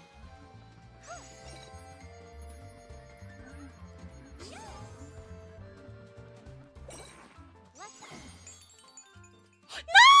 What the fuck? Belle and the Beast did not have any chemistry whatsoever in Beauty and the Beast remake. Why be sorry for that? Why be sorry for that? I tried to get through that, but even though I didn't get through all of it and just kind of skipped, like, the notable parts, I know enough that, like, yeah, you're absolutely right. They didn't. Like, apparently in some of the direct-to-DVD movies, more so the really bad one, the bad third one, something magic mirror something, or Belle's Magic Mirror something, that was more just like a botched pilot of 3 little shorts in one and just blanketed as a movie. Like, apparently even in that one, like, the Beast is an absolutely horrendous jackass. But I would say, like, I'd take that over them just being kind of vanilla. Like, sure, like the Beast going from apparently an absolute cunt, you're like insufferable cunt, to what we actually have in the original movie is, like, not great. But I'd rather that than just be like, from beginning to end, especially when they're supposed to be in love, like, they're just never, they're never nice, they're never engaging, they're never sweet or romantic. It feels forced. Like, yeah, they're kissing, they're dancing, or I guess more so they never kiss until the end, but they're dancing, they're enjoying each other's company, but, like, I mean, are they really? Because in the original, especially putting 2 and 2 together, I guess so, but they don't really look it. They don't really look the part. Belle's Magical World, that's what it was. Because there was that, and then there was the one with no, not Jim Carrey, Tim Curry as like this evil mirror, I think. Yeah, so that was different. That was like the Christmas special. Again, though, Christmas quote-unquote special, because, like, really? Is that something you want to sit down on Christmas Eve to watch? I don't think so. Again, unless Tim Curry can really carry that movie. And apparently he was actually kind of fun in that. I don't know. I mean, I'd sooner still watch him in Home Alone 2 than the Christmas thing. But, yeah, pipe organ. Right. That pipe organ, grand piano. Even though I don't think they had a grand piano in the Beast Castle ever, per se. So I guess, yeah, pipe organ would make more sense. Even though you would assume they also didn't have a pipe organ until you saw the pipe organ in Belle's Christmas not special that Tim Curry is kind of okay in, at least. Kind of fun in. I don't know. From what I remember, he was okay, he was fun, but I'd sooner see him just absolutely knock it out of the ballpark in Home Alone 2, even though I don't really care for that one otherwise either. I'd rather see that than Belle's, because, like, I mean, hey, a good actor, a phenomenal performance can only do so much to make a movie, like, really, really fun. Like, an absolute treat to enjoy. But, yeah. I mean, like I said, from what I remember, Tim Curry did okay, but unlike with Home Alone 2, it seems like he really couldn't save how whatever it felt. Like, I honestly fell asleep the second time we watched the Bells Christmas special. We were at one of my grandparents' houses, one of my grandparents on my mom's side. We watched it twice on two separate days. First day, I definitely didn't care. I kind of did it was one of the first instances where I would still watch a movie, but still like play a game or be on the computer or do something else while watching the movie. Like paying attention a decent amount to both, but definitely having my attention divided. Does that make sense? So, yeah. My attention was definitely divided, and I couldn't care less about completely focusing on the Christmas special, even with Tim Curry in it, you know? Because, yeah, no, he was the one, I mean, like, he had that one little scene where it was like, deck the halls with boughs of holly. And then, like, when he was calling to, like, his Pied Piper flute bud, he had, like, this wacky voice that made me just very much question how I felt about this obvious villain for, like, a hot second. It was kind of like, should I be rooting against this guy? Or, because, I'm listening respectfully. I'll just say that I'm listening respectfully! No! No! No! No! No! No! No! Fuck! Okay, how did I do that? Okay, so how did this person do that shit? Oh my god. Okay, so solo batch. Okay, so solo batch is just gold, not rainbow, just gold. The next one... Okay, so the next one would then be rainbow. Okay, so gold, rainbow, trio, and trio's always got to be perfect. No matter what, trio has to be perfect. Oh, I think I see the issue. I think I see what I fucked up on. Christmas Carol, one animated Christmas Carol from 1997. I mean this in a perfectly good way, although that's awesome. I'll definitely have to watch it if I haven't already. I mean this in a decent way when I say that, like, there are so many adaptations of A Christmas Carol out there that, like, I feel like it'd take up a whole night to marathon every, like, at least moderately iconic or moderately well-known Christmas Carol adaptation. Because at least with Santa Claus is Coming to Town, the one from Rankin Bass, like, at least there was, like, one main one right there. Even if they could have adapted that into bajillion things, like, and at least with Hallmark's, like, bunch of Christmas plots, they're both A, garbage, forgettable, not romance movies, or, I mean, and, not just or, and, they all at least have, like, different plots. Like, they're all very similar and hit the exact same beats that you can see coming from a mile away, and sometimes it's almost always, like, unearned or kind of stupid and far-fetched. But, like, at least you're not going to be expecting much in quality from the Hallmark movies or Lifetime movies for Christmas. The Peacock movies, since I guess they're kind of the Hallmark or Lifetime equivalent to, for streaming services. No! Hey! You dumb bitch! The Muppets one with Michael Caine. That one was incredible. I would say Muppets one with Michael Caine was my favorite. I don't know if it was good or not, but I also liked the Christmas Carol one, mainly because that was one of the first movies I had ever seen in 3D in theaters. And, like, even though 3D in concept is kind of a gimmick, I had a great time with Jim Carrey's. It was Jim Carrey that time. Christmas Carol. I don't know if it was good per se. Maybe it was good and it wasn't just that it was 3D, it was Polar Express-esque. But I thought it was a pretty good time, and just the novelty of watching my first 3D movie in theaters was awesome. So, like, there's that bias. But at the very least, like, nah. Muppets Christmas Carol, goated. I would also say the real Ghostbusters episode based on the Christmas Carol was great, but since that's not a movie, that was the same length as all the other traditional TV episodes at the time, I guess that really doesn't count. If it did, though, I mean, yeah, I would say Real Ghostbusters Christmas Carol episode would come in a close second for my personal favorite of the adaptations.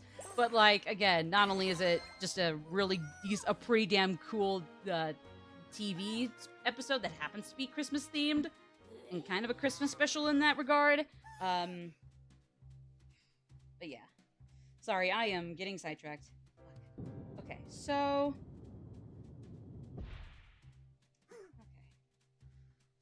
Okay. So I think I see what I did wrong. I'm not to get cocky, but I think I see what I did wrong. Okay.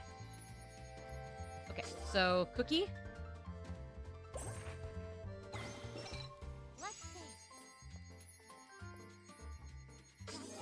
All right, then perfect there.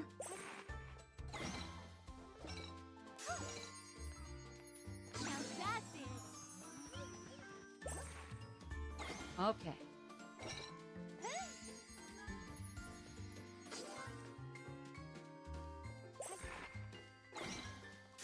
Okay, I see what I did wrong. I understand where I went wrong.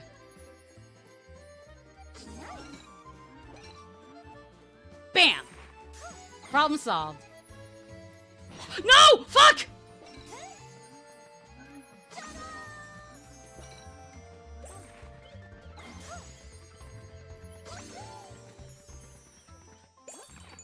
What? Bullshit! I so did that in time. Okay, actually, now I kind of slowed down a little too much. Okay. Are we gonna be stuck on this for the whole fucking hour before it breaks? Oh my god. Okay, but no, I think I see what I did wrong in general for everything up until those last 30 seconds. With those last 30 seconds, I don't understand what I did wrong. But, okay, so left. Perfect solo to the left. Then when you get 16 on the right, you go for the trio. Then perfect solo that goes to the left group. You run to the group one on the right and hand those to the ones on the right. Make a mad dash to the feats on the left. What? Like bullshit! I didn't get that right. Shut up. Oh, man. Okay. Okay. I can do this. I can do this. Alright, come on. Okay. So I guess it's just more like, don't worry about going left, right equally. It's just like, start out with some imperfect gold but not rainbow batches at the start, but then really quickly start going for the perfect solo in triple batches of cookies. And then just like, rather than going a perfect left, right, or right, left, what I would need to do is focus on which ones have more goons running up to them. Like, if I already went to the right for the first group, but then that same group on the right is about to get 16 more, like when I'm with the triple batch, when I'm doing a triple batch with like 200 feet, my triple instead of solo with just me, or just Peach, like it doesn't matter if I already hit the right side of goons earlier, go right back to them if 16 more are coming up. The left one, as long as there's only 4 or 8 they'll be fine for another batch. So just focus on whichever one has more running up to them. Okay. Okay. Thankfully that cake one, especially when I'm actually doing okay, doesn't last too long. And like if I managed to screw up during the cake one, honestly, I wouldn't be too upset. We got 7 minutes until ad break, so yeah, we basically spent the whole majority of this hour on screwing up Patisserie Peach. I am very sorry about that, guys. Jesus. Okay.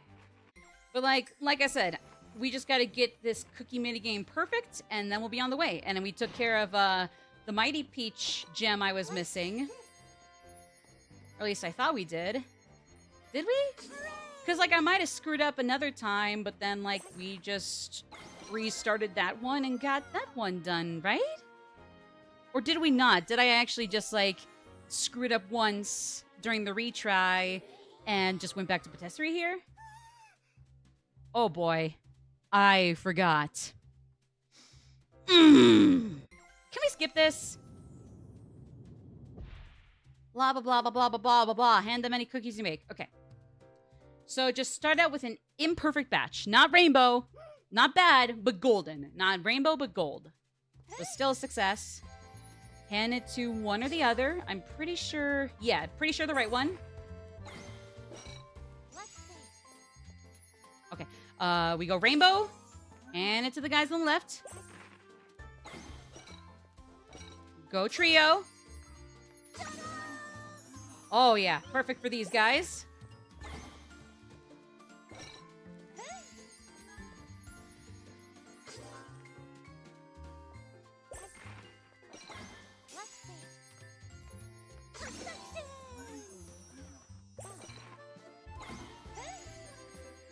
All right. Yeah, rainbow.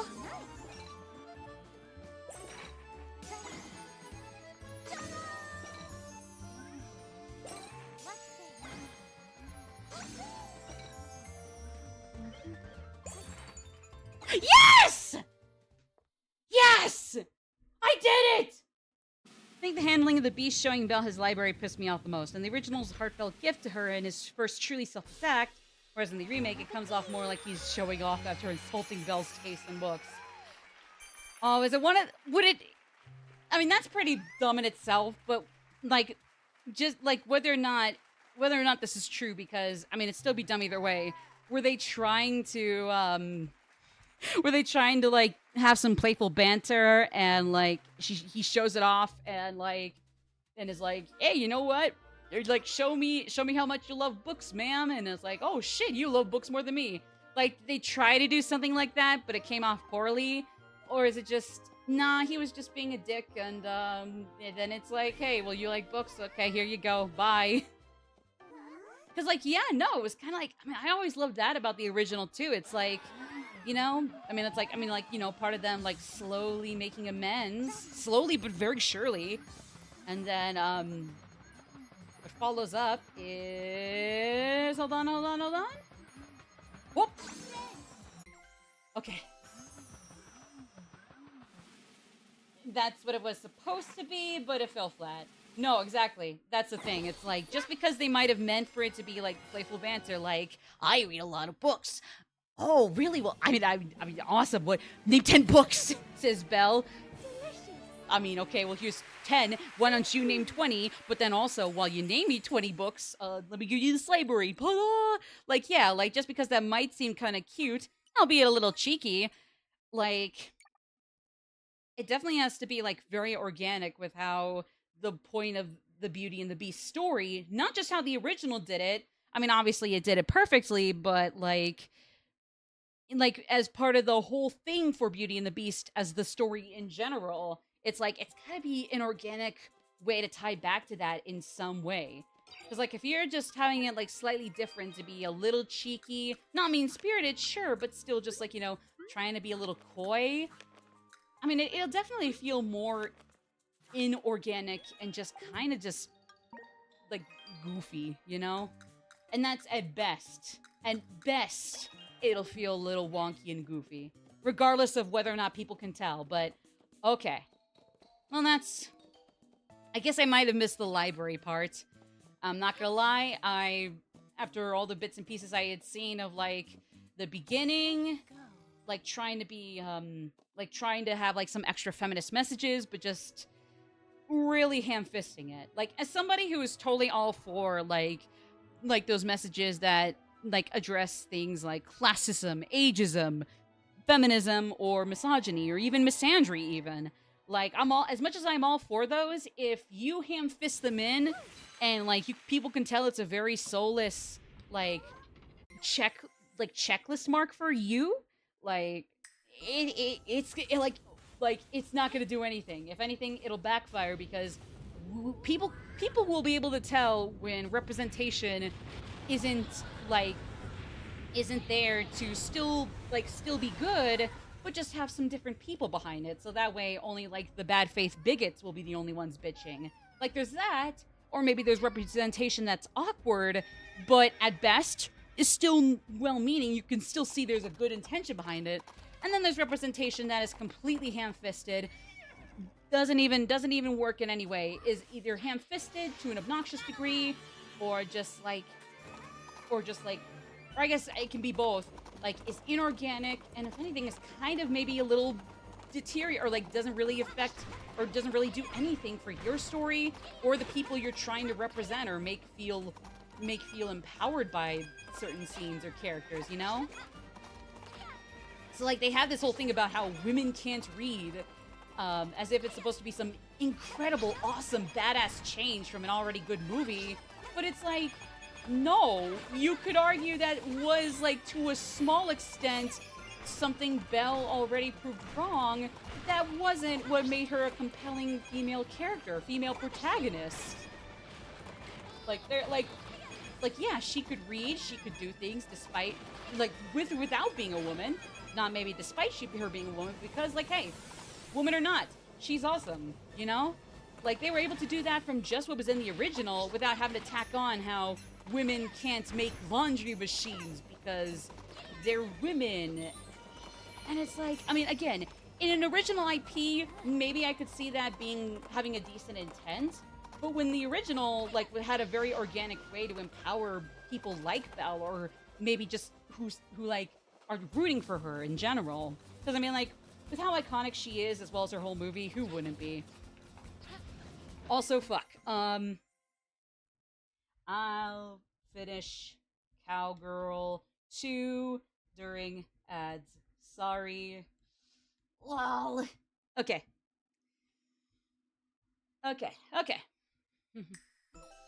Yeah, no. It's definitely kind of a bummer because, like, Belle and this original story of Beauty and the Beast in itself was already a pretty empowering kind of tale in itself. Like, you can definitely have, like, stories about how about women proving themselves to people who, like, who underestimate them because they're women. You can totally do that. And, like, it could definitely be not only well-meaning, but very well done. But especially when you're doing a remake of a film that already did that in its own way and didn't ham-fist it in that original, it just comes off as, like, incredibly tacky. And honestly, like, if you're not able to see how that worked in the original and, like, are gonna tack this extra element on as if it's the only way to actually do something empowering, like with Belle being a cool-ass protagonist, like, if anything, it feels like you don't actually understand the source material. You could have watched Beauty and the Beast a bajillion times already, but if you tack on something like that for no other reason, like, people will be able to see that. But anyways, yeah. That's my take, so I'll stop bitching. Eek. I do have to admit, I love how the one constant between the two versions is that Lumiere is the one person in all of France who actually has an accent. That is true. You know what? You're right. You're right. Like, just because, like, some people in certain countries won't have, like, an accent, don't have, like, chronic accent, it's like, I mean, just because they do have an accent, they do or don't have an accent doesn't mean like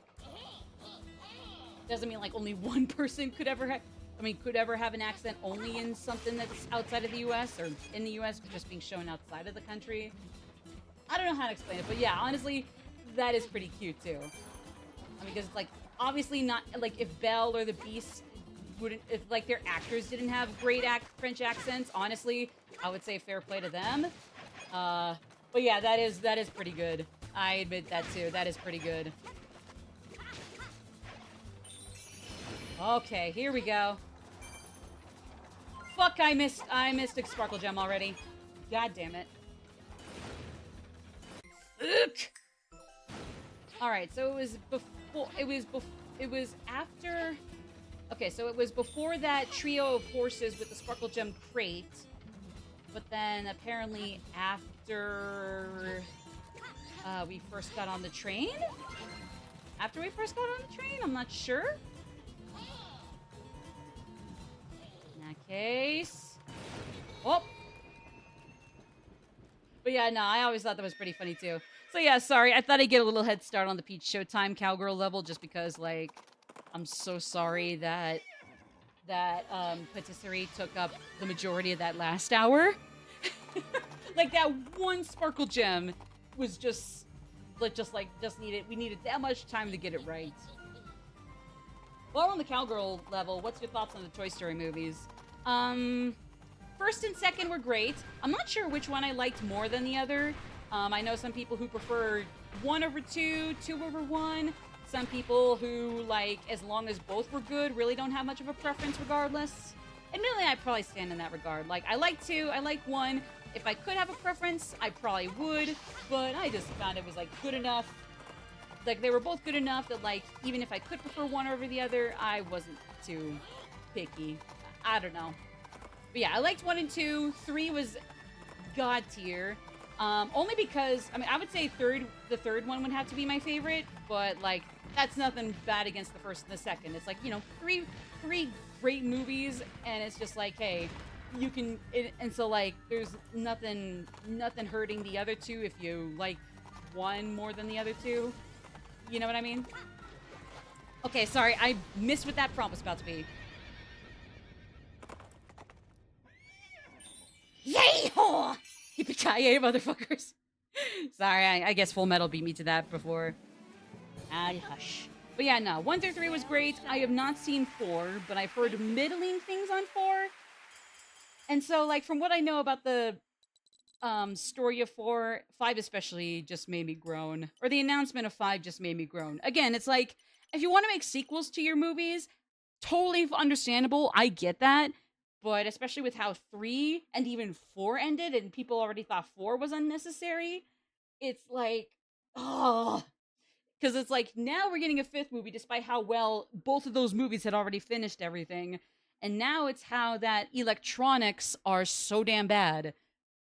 Against, it's like, toys, non-electronic toys good, electronics bad. When it's like, either one, it's like, not only can electronics and toys still coexist in the modern era, but, like, with or without electronics being appealing, maybe people could consider that the toy industry is just so goddamn low quality nowadays that, like, of course people in that regard are definitely going to prefer electronics for yet another reason over toys. Like, pull your bootstraps up and get to it, toys, because it's, or like toy companies, because it's not like the lack of an electronic society is completely gone. Like, usually we need electronics, but sometimes if push comes to shove, we can do fine without them. But, like, we're more than happy to dump toys out of the equation for even kids, or kids would be happy to, unless you're able to make them high quality, cool, and interesting, and not just, like, cheap, like you have a cheap, like, prototype to build off every toy off of, and even then it's pretty low quality, like, and, like, everything is just stale and uninspired. Like, at that point, yeah, no wonder people aren't gonna like toys and are gonna prefer electronics every day, because you're not actually giving a shit about making good toys, you know?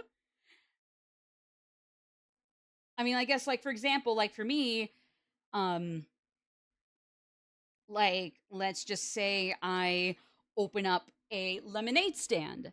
Well, I open up a lemonade stand, and with or without them as competitors in, like, another little neighborhood, like 3 blocks away, pretty walkable from even my neighborhood, and a lot of cars can go there too. You know, it's like that lemonade stand in the opposite neighborhood of mine.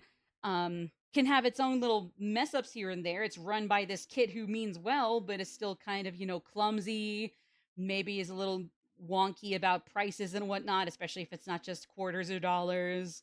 Um, but, like, like, once they actually know how to, like, run even, like, a little makeshift lemonade stand for some extra change for themselves as kids, like, they can go for lemonade, they can get like, they can add on, like, sweets, they can put in some, like, Tropicana juices or Shirley Temples. Like, like the lemonade stand has its own fuck ups, but they make it into like this, instead of it just being a lemonade stand, it's like a kid run outdoor cafe grab and go. Like you can get treats, lemonades, juices, whatever.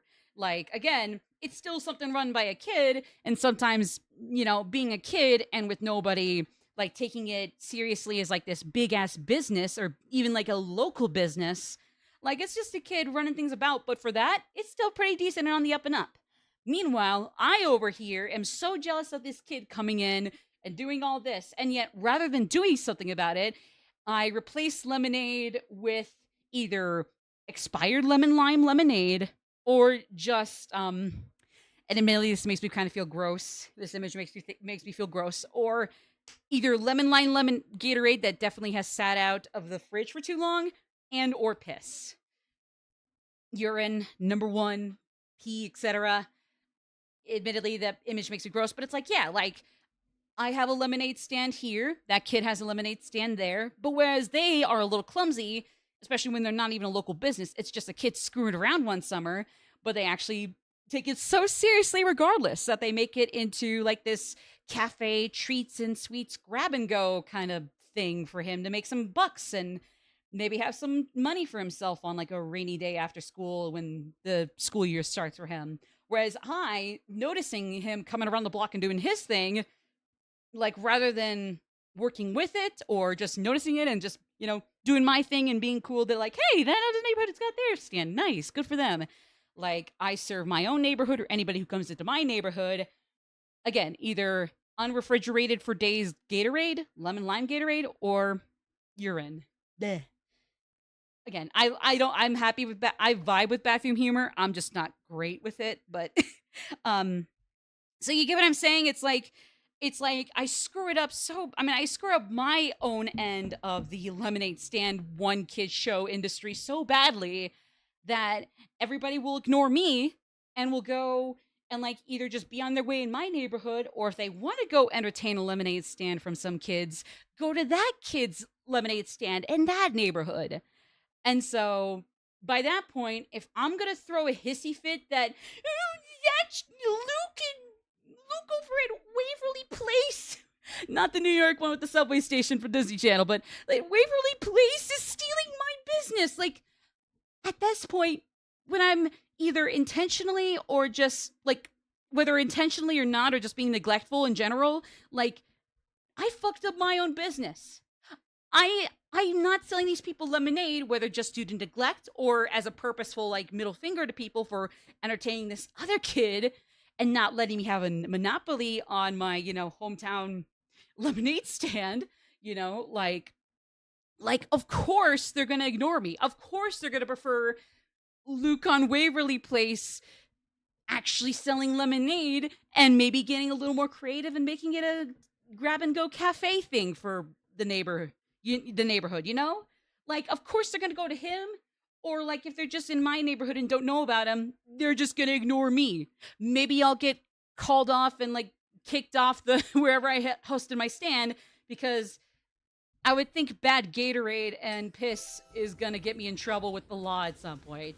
And like, hey, say what I will about ACAB, but in that one regard, the cops might actually be doing something decent, getting me the hell off of there, not scamming people. Like, of course people are going to prefer Luke's lemonade stand in Waverly Place if I'm either just not doing anything with my own lemonade stand or actively being garbage at it. I'm doing a poor job at things. So like, it's like that, but replace Luke and his Waverly Place Streets grab and go cafe lemonade stand with electronics, and then replace me like turning my little lemonade stand into a piss given scam. Replace me with toys, or at least the toys in Toy Story at this rate, or I guess like the rebooted, or like I guess like the non-canon toys of Toy Story 5. Like I said, I mean, like even if it's not that easy, I'd sometimes like to consider bad movies or whatnot like less canon than they are. Or if I do, it's just like, definitely not one of their greatest adventures or accomplishments to take care of these villains, or take care of this conflict. You know how poorly constructed some Transformers toys are? Yes, exactly. That's the issue. It's like I don't deny that, like, hey, once in a while we can put down our iPads or computers or laptops or PCs, etc. I don't deny we can do that. We can most certainly do that. That's not a hard thing to ask for. That's not what people have an issue with. What they have an issue with is excuse me, I am running out of breath. Jesus. But no, what people would have issues with is the problems the toy industry are letting happen scot-free with the products they ship out to stores for people to buy. Like, of course people are going to prefer electronics. Because say what you will about Mark Zuckerberg and Facebook, or Elon Musk and Twitter, easy one for me to say. Like, say what you will about them. They're garbage too. But what good you can find on the internet is very tangible and isn't going to infect the whole place. Like, if Elon Musk is fucking up Twitter, and he is, well then you know what? People either move, or they just hang around and just, rightfully criticize the platform until he leaves, and the world starts healing again now that he's gone. Whoopee. 'Cause I'm sure it's inevitable too, Like, there's a lot of things you can do in the electronics industry so that way not all of it is horrendously polluted. There's a lot of reason to use the internet in general, really, that isn't just pertaining to, like, certain places that can get really toxic or useless or harmful really fast, There's a lot of things you can do. And toys, they got the same thing. There's a lot of stuff that they can screw up with, but they can still, have a lot of things that still exist with the bad that are still good, But instead of, doing that, they kind of make, those, good alternatives or good, problem solvers. They kind of, restrict those themselves. Or, again, just in general, working conditions that can and should be remedied are not remedied, Things like that. Exactly. So in the case of gold plastic syndrome, absolutely. Amen. Sorry, I cannot talk for the life of me. Christ. What? No, well, wasn't I supposed to go? No, I was supposed to be on top of the trains for, a little bit here. Okay, my bad. All right, my bad. But yeah, so no, it's like, if you're not going to make the toy industry any better, set in better working conditions, make the products with actually good materials or decent materials, make things great for both producers, workers, and consumers alike, of course they're gonna go to electronics. And you really can't blame them for doing so by throwing a hissy fit that, oh, electronics bad, toys good.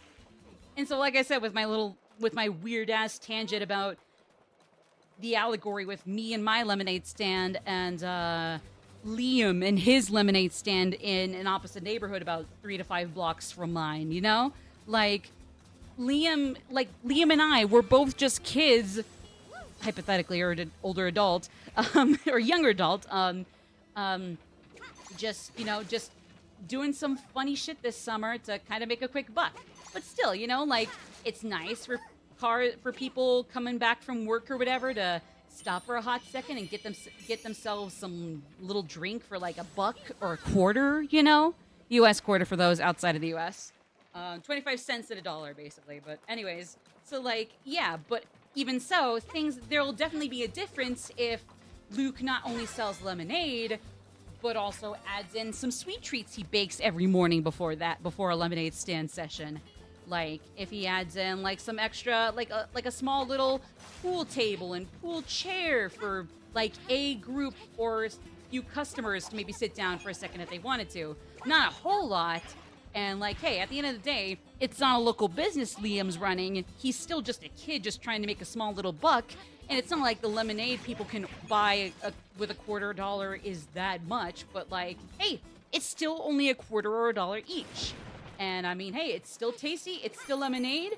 And if he wants to add in some sweet treats or something he bought from Walmart in one of those boxes, honestly, even that will do just fine. He's actually, trying to get a little something out of this lemonade stand besides the obvious, the obvious basics, just adding more than just lemonade. of course he's gonna do just fine and then some in his little neighborhood, getting some money for school year rainy days. Whereas I, whether or not I'm aware of him doing that shit, am like just either just keep with the same old for my lemonade stand, which wouldn't be bad, until then I run out of lemonade and start giving out either unrefrigerated, maybe even expired lemon lime Gatorade, or just straight up piss. Maybe not maliciously so, but it's just because, like, that's all I have, or I'm just neglectful as to what those are. Like, of course people are gonna prefer going up to the other neighborhood for Liam's little lemonade stand turned into a treats and drinks grab and go kind of thing. Like, of course they're gonna do that. So, like, I really have no right to throw a hissy fit at him, you know, either keeping his lemonade stand as a lemonade stand or getting a little more creative with it. Like, I can't really throw a hissy fit and be like, Liam's stinky, I'm gonna bully him as if I'm also in elementary school now. It's like, no, fuck me for that, you know? I mean, one, that's a little kid, and if I'm still an older adult or younger adult, like, of course that's gonna look stupid, but it's like, no. I tried to milk my lemonade stand into the ground when that one first day of just doing it for funsies passed, but I didn't do anything great with it. If anything, I kind of ruined the purpose of a lemonade stand by not selling lemonade, not selling anything. Just straight up giving people fake lemonade or garbage, yellow-looking liquids, you know? Like, of course people are not going to pay attention to me. They're going to pay attention to Liam. That doesn't mean I get to throw a hissy fit at Liam or even get to bully him. Like, no. He's doing what most lemonade stand kids would be doing, and then some. So if I'm not gonna do things right, then yeah, it's no wonder when I'm gonna crash and burn and just move on with my life because my fun little one-day thing became a really shitty grift, and people took on notice of that. Yeah, so like, again, in that case, again, replace Liam with electronics and me with toys.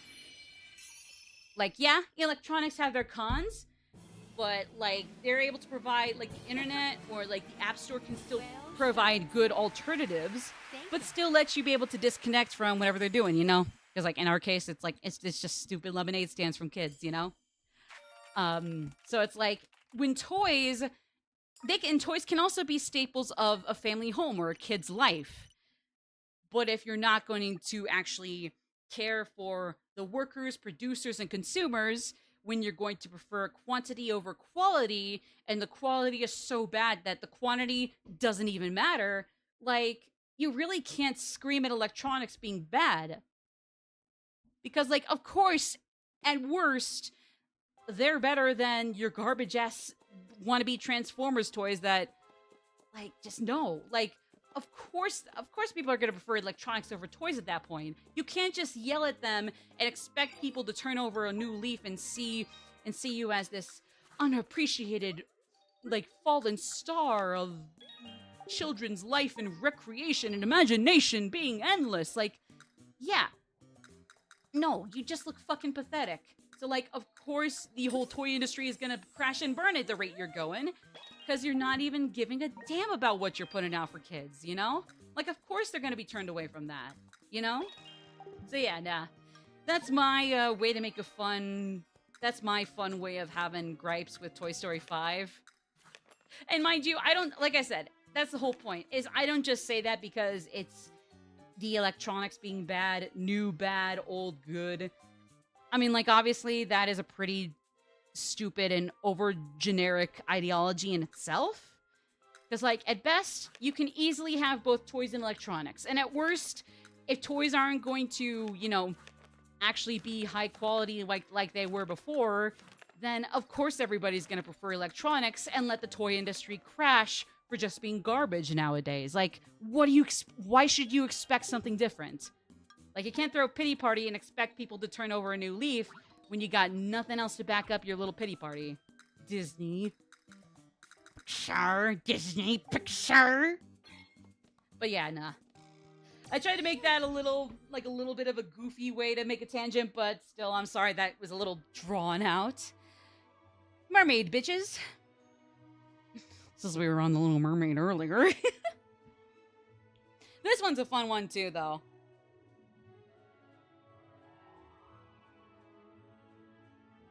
Admittedly, I wouldn't be surprised if we miss a few sparkle gems here either, but I'll try not to. I'd like to not miss any of them.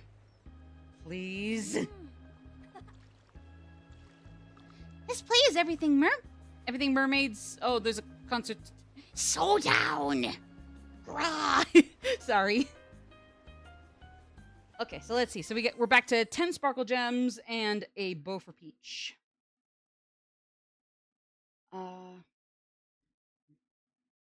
Okay, so like when I'm still vanilla Peach, there are just 2 sparkle gems I can get at the start of that. Then I can get this bow also after vanilla Peach. So like only 2 sparkle gems before.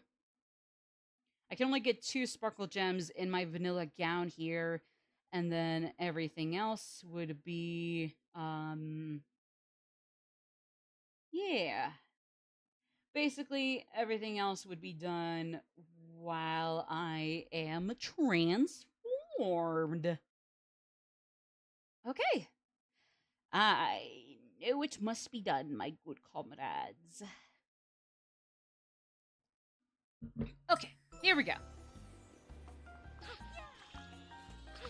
This one's cute too. This one's a really cute little stage. The concert's going to be glorious. Concert today, sing the star singer. The singer is going to perform today. Yippee! The singer? That could mean anybody. Sorry, I had to. Yes, I had to. Ooh la la. Let's fucking go. The concert's today. Let's fucking go!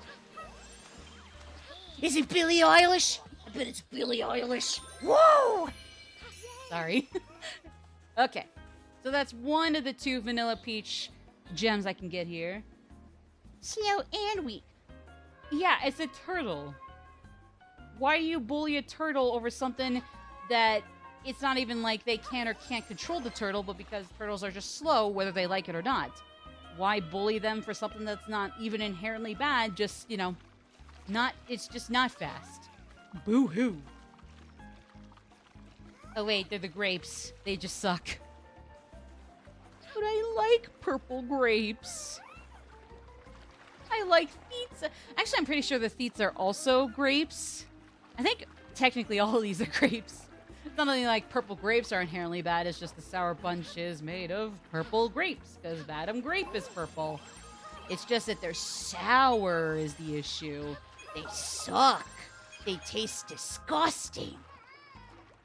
We still can't go in? Man! We ask for your patience. I cannot do a Sebastian accent anyways. I think that might be kind of a little blah anyways. So yeah.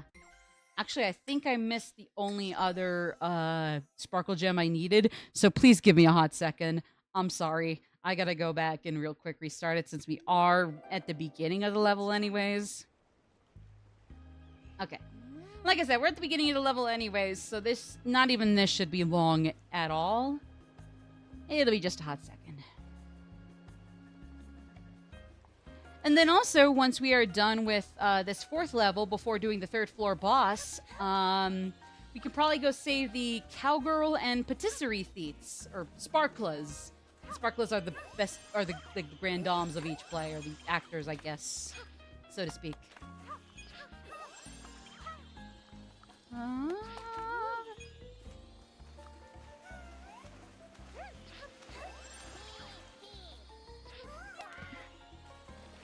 Sayonara, suckers! Damn, 2 coconuts drop right in front of them, not even on them, but right in front of them, and they just run away like pussies. I guess that's bullying in a nutshell. All bark, some bite, but the bite's not acceptable, and when there's no bite, oh yeah, it's pathetic. We're singing help thanks to you. You're welcome. Are you guys Billie Eilish or Lady Gaga or Mariah Carey or whoever? Moreover?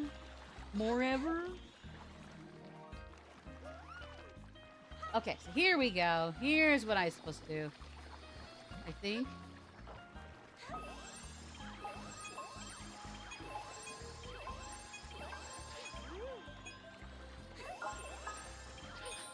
Yeah! There we go, baby. Woo! All right, there we go. We're settled. We still can't go in? Maybe something happened. We ask for your patience. Oh, where did the seagull go? It's almost time for us to start. Yes, everybody who's slightly not evil is British. Or, like, not a good NPC. Or, like, a good minor NPC. Like, if they're a major cool NPC, they're British. You're welcome, UK. I'm not even that big of a fan of you. But you're somehow still doing leaps and bounds better than the US, let me just say. And I hope somebody can save us, because God knows, in the worst case scenario, we will not be saved. Or maybe the Congress or Senate can pull us on track if push comes to shove. I don't know. I hope. I hope.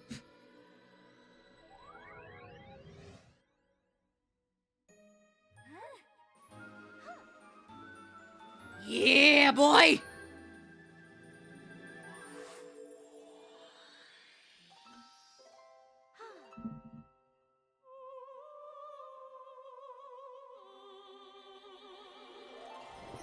Oh, She's magnificent! Truly enchanting. Mwah! She's beautiful. She's beautiful. your voice! It's just like the singers. Is this like Majora's Mask, where I just happen to Apply to my face the soul of the dead singer? Oh my god. Sadly, that explains everything. I'm sorry.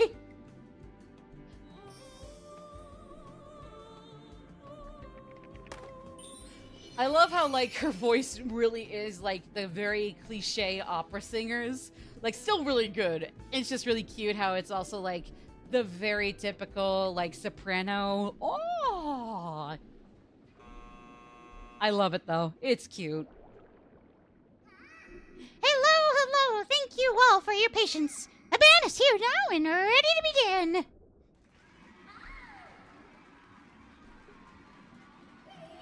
Damn, what's with mermaids, undersea people, and just in general having some concerts where there's a singer and then a whole ass band of non-mermaid fish sea creatures for, like, the rest of the band, the instruments. And then there's, like, a humanoid mermaid for the singer. Oh no! Not the Hex Girls Under the Sea! I don't know. I don't even know if, like, there's a gender to be had with the Theets, but I don't know. It was either that or, like, the chipmunk maids, and honestly, that's just way too stupid, even for me, so it's like, nah. Hex Girls Under the Sea it is.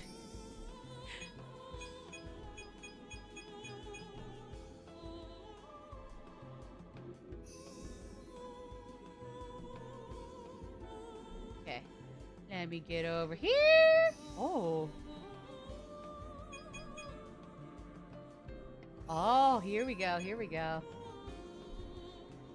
Wait, hold on. Actually, is there, like, a spotlight here somewhere? Doesn't look like... Oh, yeah, no, I just remembered no, because the spotlight I'm thinking of is going to be...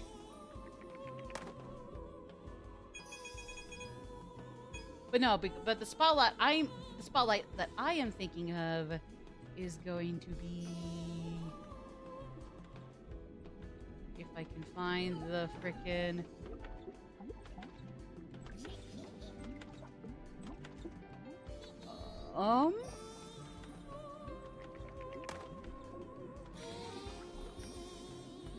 yeah, here we go. No, I missed it! Fuck! God damn it, again? Another gem I missed? Oh, please let me go back. Please let me backtrack a little bit. Please? Okay, thank you. Yeah! There we go, there we go, there we go! Or not. Oh, frick. Where is it? Where is it? Where is it?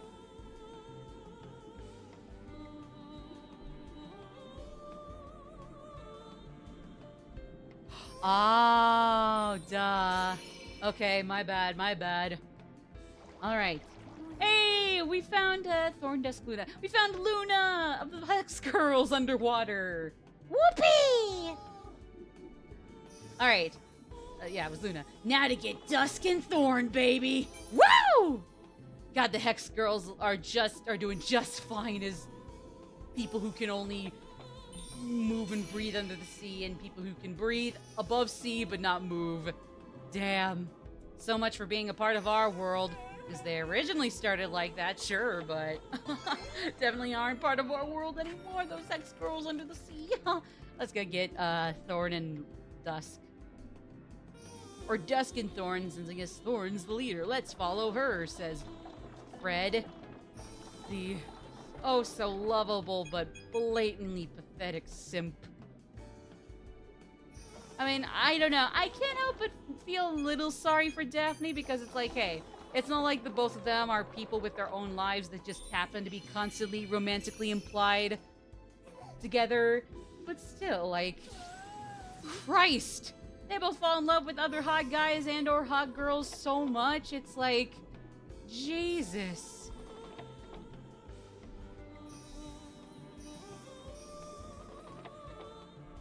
It's sad, Is all I'm saying.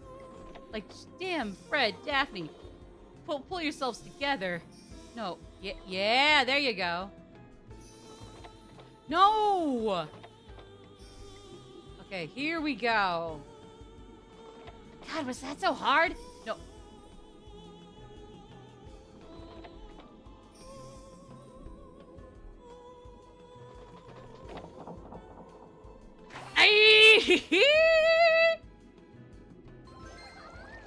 I sure did save you. You are welcome. Oh, oh, oh, oh, oh, oh, oh, oh, oh. I found it. Yippee! Let's go. Oh, is this not for a sparkle gem? Welp, damn. Or it is? Is it? Okay, I guess not. Well. Okay. Let me see here.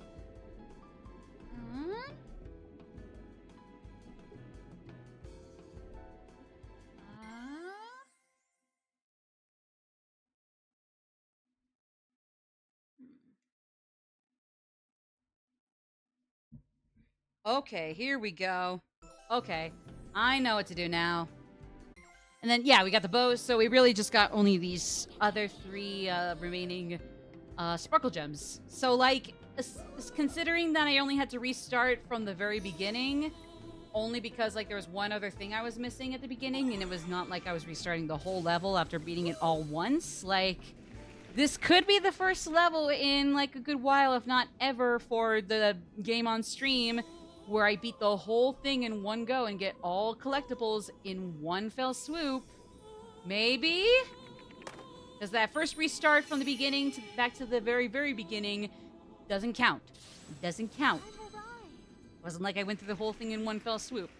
So, could this count? I hope to God. Somehow, some way. Oh, I know how to do this. Hold on.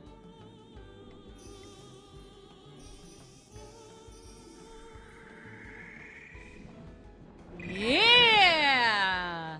Wait, yeah, okay! We could get this all in one go.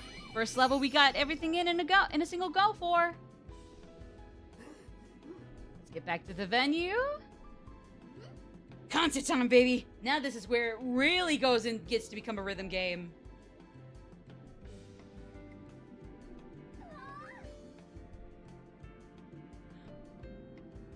water, we can get these free busboy rides. Aw, thank you, Turdy Turd. Turt. Not t- Never mind. Never mind. I'm too stupid for my own good. Fuck.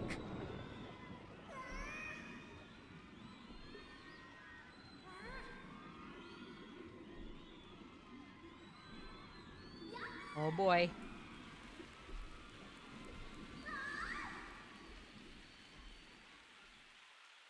All right, let's go, baby. Wait, hold on. Let me check the controls. Holding A, tilt elf toward the fish as they swim to you. Okay, I'm holding A. Holding A.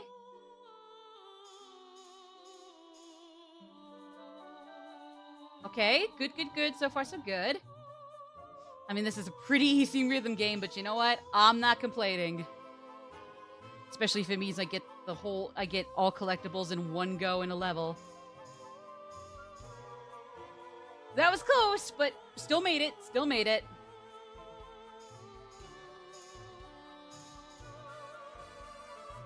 Hey, okay.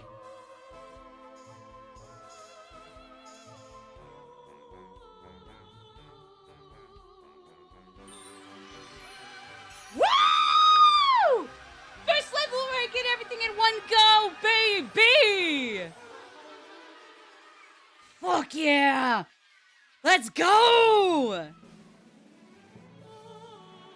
I am a lot more happy about this than I should be, not gonna lie.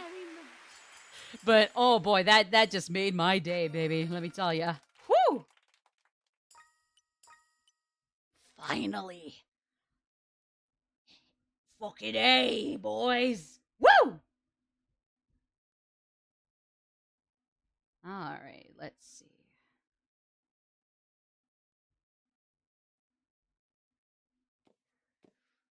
Any luck? Oh yeah.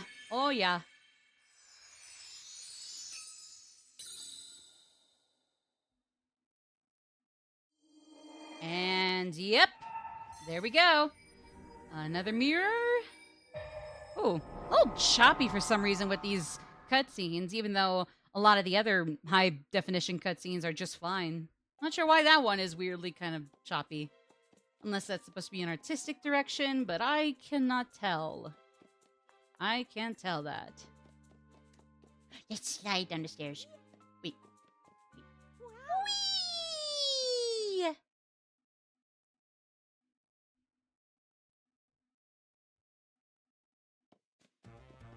Hey! Whee!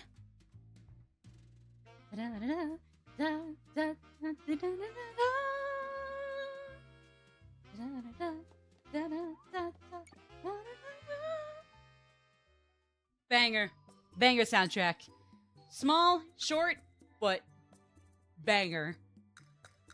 Ooh, because I like that. I love gradient and two-tone, but I guess I'll go with sparkle? So not just buy it, but outright wear it? Why not? No harm, no foul. I do like the two Rosalina colors on Sparkla. Or Sparkle, though. Yeah, because, you know... I mean, no, Stella! Fuck! I forgot her name for a second. Oh my god. But, yeah. Whatever works. It all works. Oh, she's adorable. She's so cute. What a lovely little gal. What a lovely little lass. Little lassie lass. I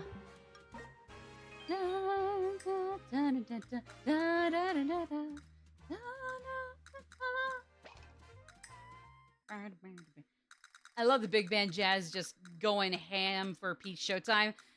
They brought him out for like a lot of recent Mario games, but like I'm really happy they did not neglect to bring out the big band jazz for Peach Showtime. Really happy this is one of those games that gets that treatment. Like honestly, deserved. It should be here, and it's here. So hey, there we go. All right, so yeah, so basically we've got all the we got the third floor main actual levels cleared. So what we can do then is go save the Sparklas for Patisserie and Cowgirl. Then we'll go up and take care of the third floor boss. Find any other collectibles or secrets we can find. Unfortunately, we also got a rehearsal level we got to finish up before worrying about the 4th floor or going to a different game. So, just putting it out there. Again, I like most of this game. Pretty much all of it is lovely. It's just that the rehearsal levels, there's a reason they're the only parts of this game I don't like. I do not like the rehearsal levels. Sword Fighter especially, but then even whichever one was here for the 2nd floor rehearsal stage. I think it was first Sword Fighter, and then I think it was first rehearsal was Sword Fighter, second was I think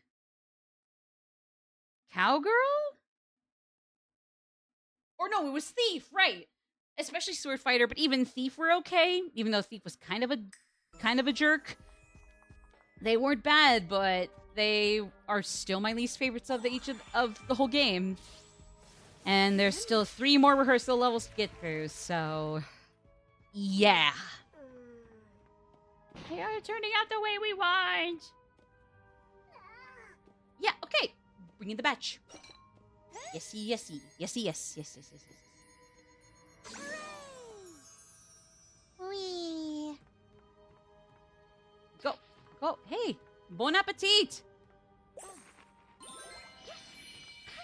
They just weren't taking the prize in front of them. The sillies. Little dweebs. Okay. Well, here we go. That's Patisserie Sparkla? Welcome to Madame Grape's baking stage. Madam Grape? What are they talking about? Let's bake together. Patty cake, baker's fucking man. Bake me a cake as fast as you fucking can.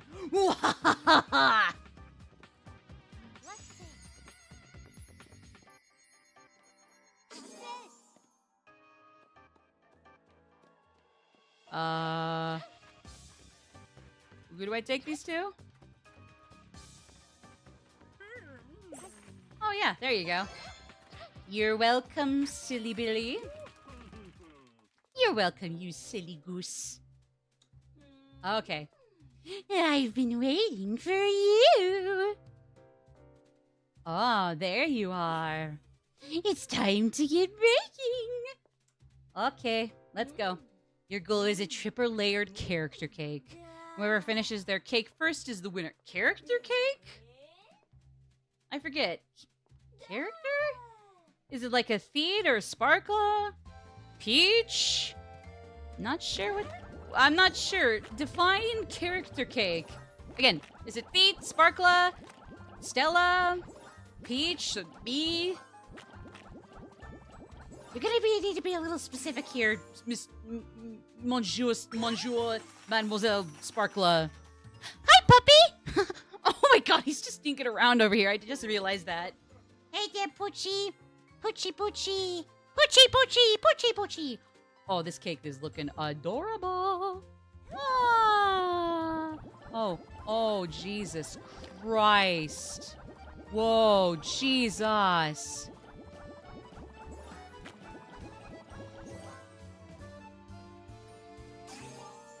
Hey, there we go.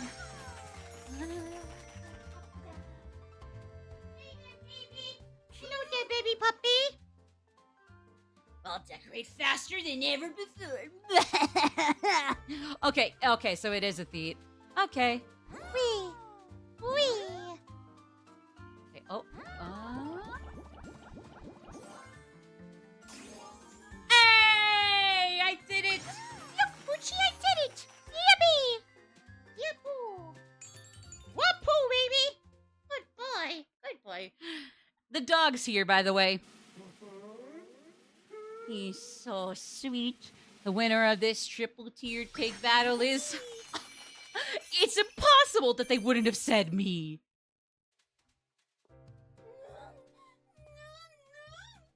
Oh, calm now. That's not what a Sparkla should be acting like. and just completely snaps out of it like, oh, snap. Well, oh, wait, well, I guess I got it wrong. Oh, yep, that's, yeah. I should have figured that's how it was supposed to go. Aw. Your baking is simply marvelous. I feel all sugary sweet again from head to toe. Woo! The sparkle's back to normal. There, he sure is. Oh, look at the little scrunkly. The pretty little scrimblo bimblo.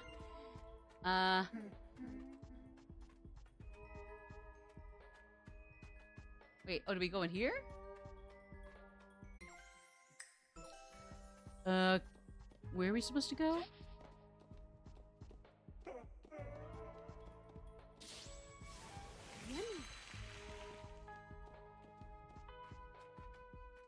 Come, we must bake sweets together. Where are we going specifically?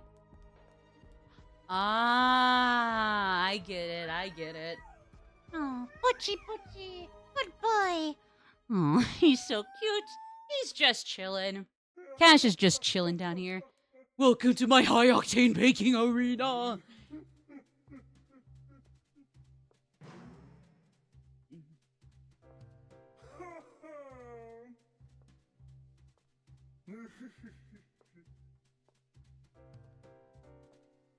All right.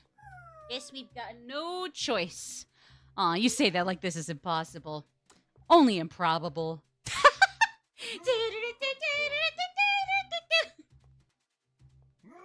First one to fill their plates wins! Alright. Right. We've seen these rules before, let me admit. It's like, yeah, not even gonna lie about that. We've been here, done that.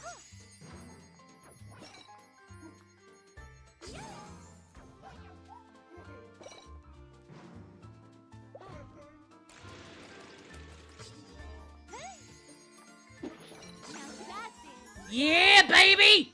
Woo!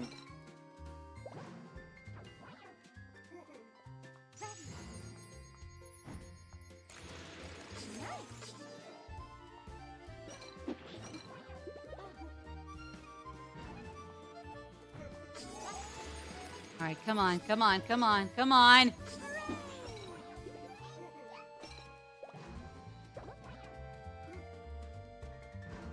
Okay, are we going this one? Okay.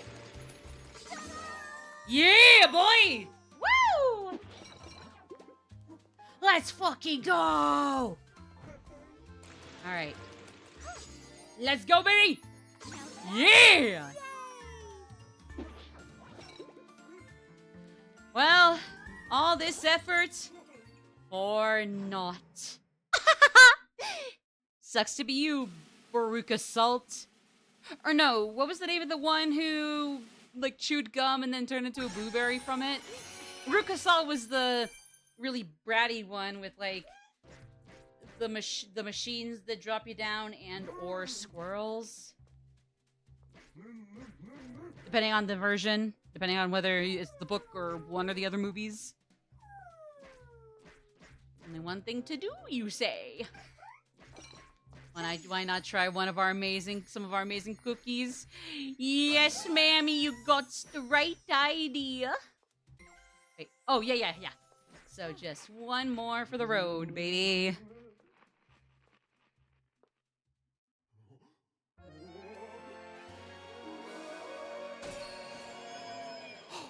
Oh my god! Mario actually does have a body count! Oh my god! Sorry. They do have a kill count! James A. Janice! Get the fuck in here! You can also argue that Mario is the darkest, scariest horror series of video games ever! So get in here!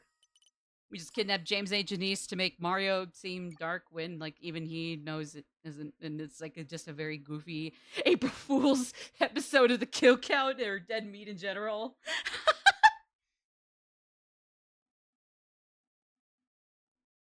All right. What can I say except you're welcome? All right, we got 7 minutes until the next ad break. So I'd say that's pretty good. All right, so we got sword fighter already done. We got patisserie there, good to go. Cowgirl, there's cowgirl. I guess we're a cowgirl going to save a cowboy. Showtime. We're also cowgirls. We're both cowgirls. I don't know. Either way, it's the same job either way. So it's all groovy and hunky-dory. Poochie poochie. Hi there, puppy. Hello there, puppy. Puppy, puppy, puppy, puppy, puppy, puppy. Fluffy puppy. Fluffy puppy. Woo. Fluffy puppy. Fluffy! Fluffy! It's a horsey. Horsey borsey. Wait, the Mario universe does have a body count. Oh my god. Let's go, Poochie. Let's go, Poochie. You walk on 4 legs, so you'll be the horsey to my cowgirl Peach. Go, Bessie, go. Give, Bessie, give. The baby's got... Wait, nope. Wrong animal.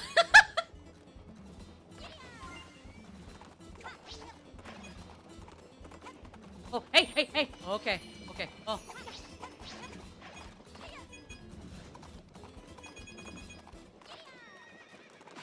Oh, frick.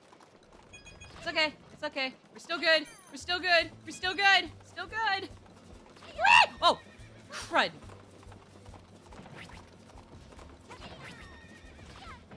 Yeah, somebody sure is on the way, partner. I got you, fam.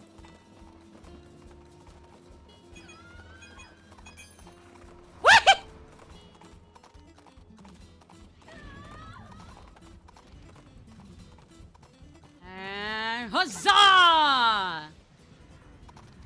Hey, yo. Howdy there, comrade.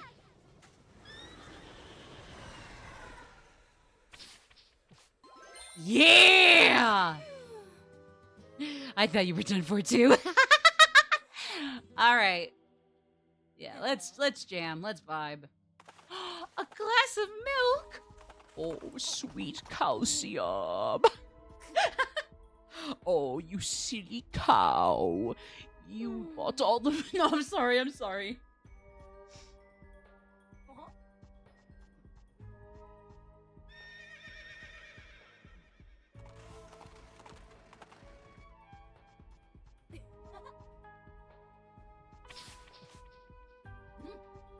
All right, leave the reins to me. Get up on the back. Oh, freaking sweet. No, I just saw a spotlight. Fuck. I mean, I guess, hey, between this and saving the patisserie sparkler, I guess that's still 2 levels we finished in one go. But this is not a 3rd. There's no 3rd yet. Ick. Uh-huh. Whee!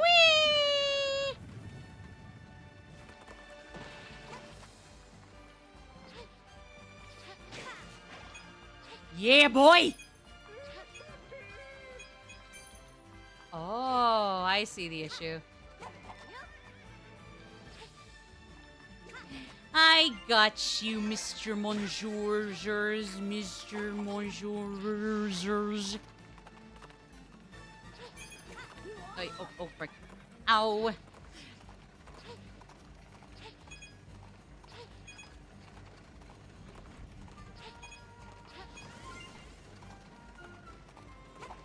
Hey, you! Imposter! You're not a cool grape. You're a sour grape. And you're not even of the raisin kind, because raisins are cool. You're not even a raisin. You're just a sour, putrid little fake grape. Ew. Sad. All right, hurry to the exit.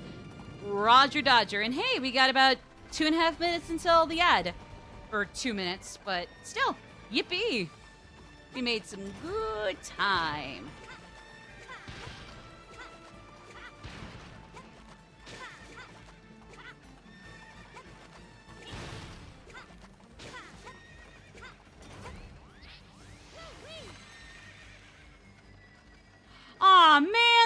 we gotta go back for? Frick! Well, okay, my bad. My bad. Alright, we'll come back for those. Well, shucks. We still got a minute and a half until ad break, but still might as well just pull back and take a moment to relax for now. So, yeah. Actually now make that just a whole minute until ad break. So, yeah. We're going to pause here. And then when we come back, we will replay the Cowboy Sparkla level. Get the other 2 gems in there, and then we'll move on to the boss for the 3rd floor. So don't touch that dial. We'll be here. We'll be here in less than a mile or something. See you guys in a little bit.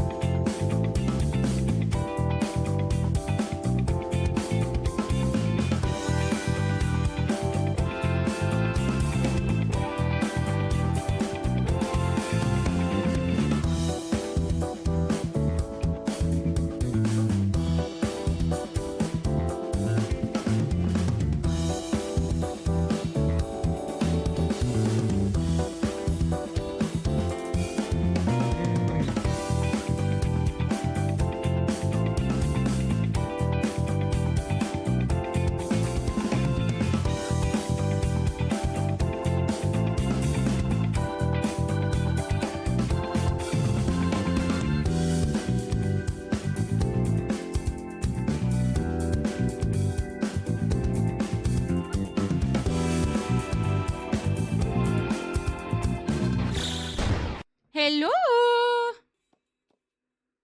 Alright, hi everybody. Alright. I'd say what we're gonna do is we're gonna go back here. We're going to get the last 2 gems we missed in the cowboy and cowgirl peach level. And then we're gonna go do the boss for the 3rd floor. We're gonna do the what else would be available after we beat the boss of the 3rd? I guess we would just grab whatever other secrets. Oh, yeah, and then whatever is the we gotta do whatever the rehearsal stage is for the 3rd floor, so well. But yeah, just a little bit, and then I think we will call it a day there. But I know what I did to mess up the last. I'm pretty sure I know what I did to miss the last gem. I think I remember what I did to mess up the 3rd one, and I know how to rectify that. Could be wrong, so like I'll try to make sure that whatever is the most obvious solution is still implemented if it's actually something else. And I'll try to make it as fast as I can, but yeah. At the very least, the last gem will just need for me to like be really fast with wrangling the barrels and then sending them at the evil train, the dark locomotive, you know. So as long as I can do that, we should still be okay.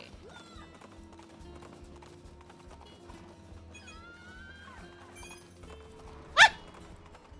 Woof. Woofda. I've got you.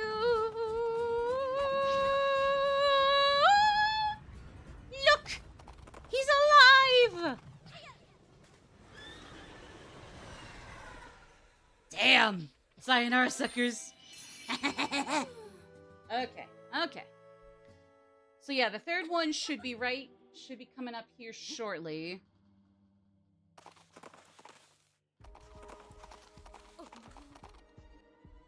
Yes, spotlight. It's a spotlight. Okay.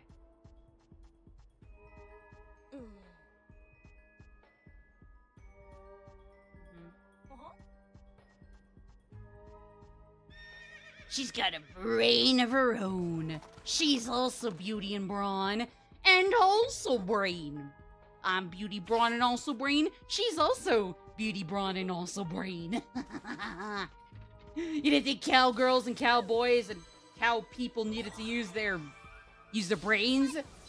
Well, think again, because I mean, like, the nervous system by itself is already working overtime for just physical stuff, physical fitness. Like, your body's connected to the nervous system, so to that extent, you're already using your brains, sillies. Anyways, no, get there.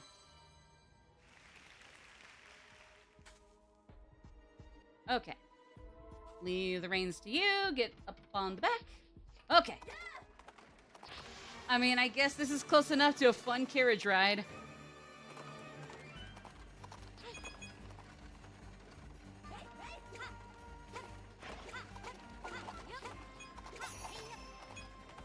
Woo!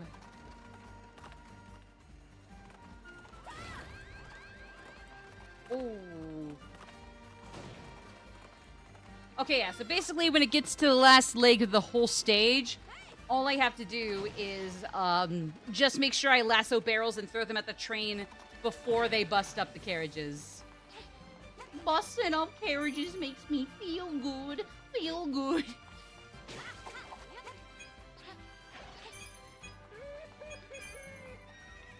I got you. Quit your bitching. Yeah, you're welcome. Wait, oh, okay, yeah, right. He just pops in like, hey, I'm still here. Don't worry, I swear I didn't abandon you. Alright, train's back. It always comes back. Speaking of, happy 10th birthday, FNAF. You silly big-ass iceberg.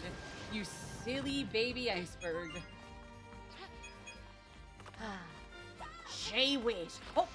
Oh, okay, there we go. Okay, okay, okay, okay, okay, okay. Oh, wait. Even though we have... Yep. All right, train's coming. Train's coming. Let's go, let's go, let's go. Go, go, go, go, go. All right.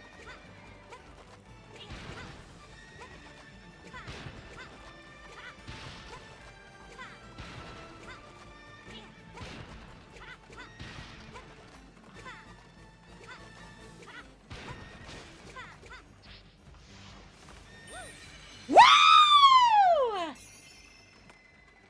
Let's go, baby! Woo! I did it. I did it. Well, shucks. Well, damn. Ah, GG's. GG's. Bravo. Mwah. Au revoir. Au revoir. Au revoir. Au revoir. Au revoir. Au revoir. Au revoir.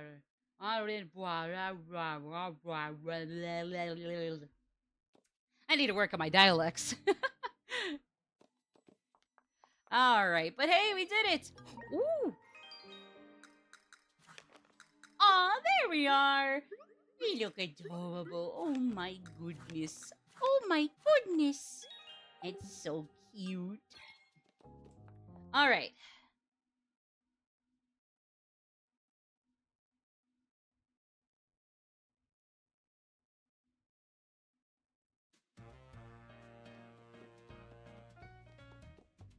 All right, so now we gotta go up the stairs.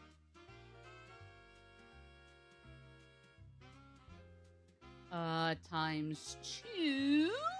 No, there's no sparkle. More like blargle. Damn. Got him there, boy. That's cute. That's cute.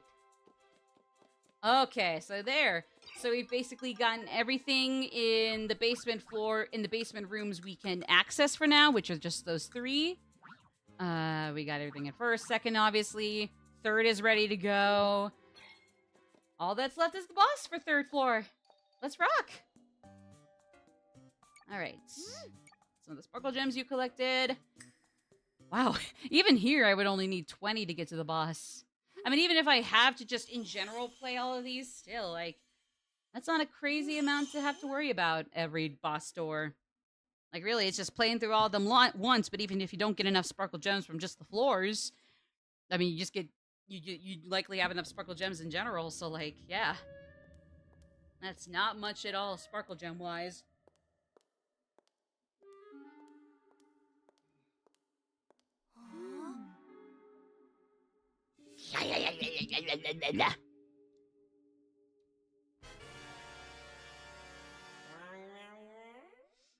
Meow. Are Mew the peaches still I've heard about? You have barely bit paws in Madame Grape's esteemed sorry production. Try as much as you like, you won't succeed. That's what you all say. You always say that. I'll swipe those smug expressions right off your little faces. To you too. Let's go. It's on! It's on like Donkey Kong! Projector cat! We're like projecting your insecurities onto me, you pussy. Something like that.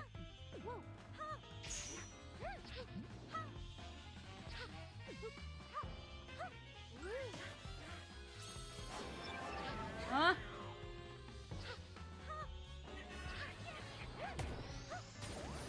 Yeah! Okay! Hey! Wabamo!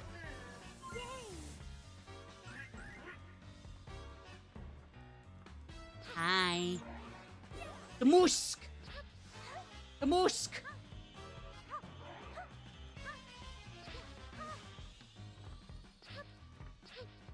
Stupid.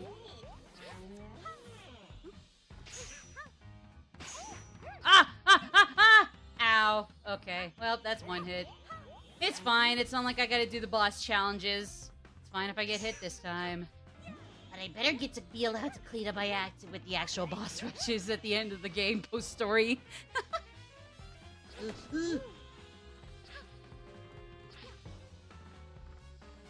Whoop! Yeet! Loser. All right, you ready? Yeah, okay, here we go, here we go, here we go. Oh. Ah, frick, I didn't jump correctly, but, I mean, I still did it. I did okay otherwise. I just forgot to jump correctly. Okay. Almost done, just one more hit. Then we can get the other next rehearsal level out of the way. Like I said, those are the only levels in this game I don't like. Everything else about this game is lovely. It's just the rehearsal ones that suck. And no, not just because they're a challenge. They're just kind of a dick in general. Challenge or not. Even for challenges, you know. I'm just saying. It's my opinion!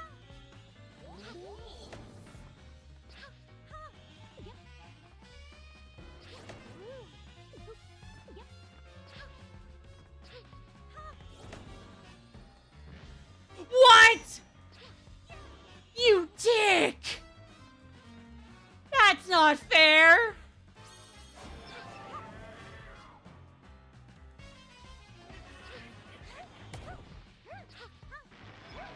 Ah, man, are you serious? That's not okay. That's so mean. Come on.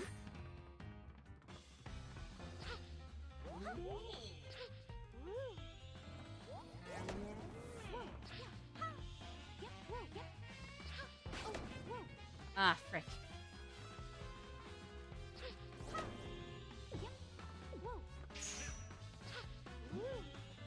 Okay, come on.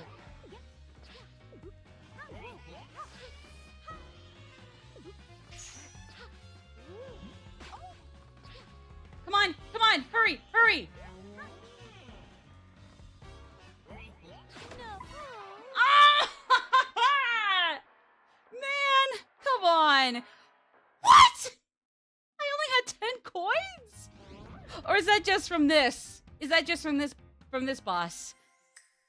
I thought I just only had 10 what? What do you mean I only had 10 coins? Weird. Okay, I got this. Son of a bitch. Well, the boss gauntlet for this is gonna be tough. Oh my god. Again, not bad, but, I mean, definitely tough still. Come on. Whabammo. Alright. Yeah, no, I just had 10 coins. I mean, I don't have any coins from this, so I only had 10 IRL? Or was it just kind of a freebie? Is it just the UI giving me a little freebie to retry the boss? I don't know.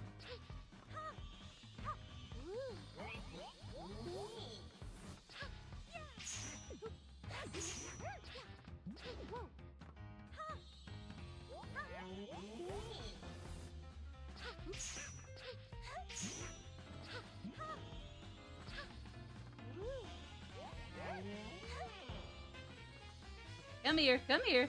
Yeah, Lucy. Ow! Prick.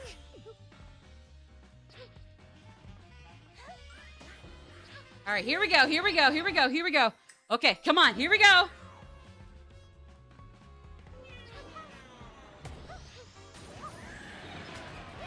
Woo! Okay, here we go. And voila. Come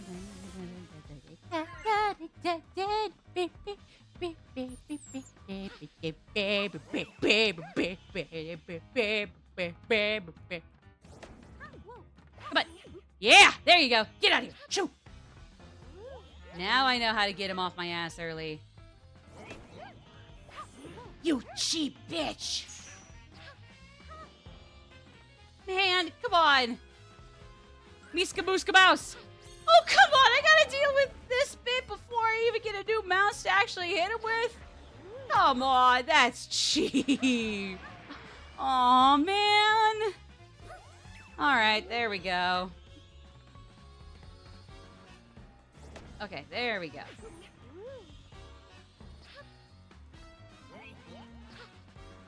Hi, yeah, come over here. Come over here. All right.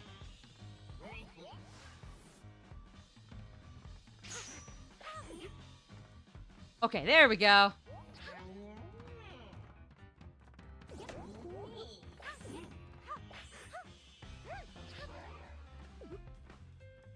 Okay.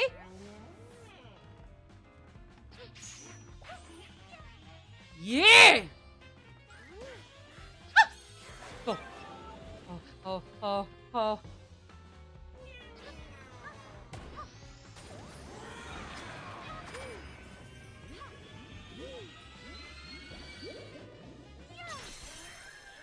Yeah! I did it! Okay, I actually made that. Woo! All right, so just the rehearsal stage, and then I think we're gonna call it a day. You know, until we get back into the swing of things properly. I'll just keep these to like 2, 3, 4, 5 hours, and then slowly we'll make it back to like 4, 5, 6, 7 maybe hours ish a piece. And yeah, but yeah, all right. But yeah, now we still got to get the rehearsal stage out of the way. So I'm praying to God it's an okay one. It's actually not a mean one. Oh.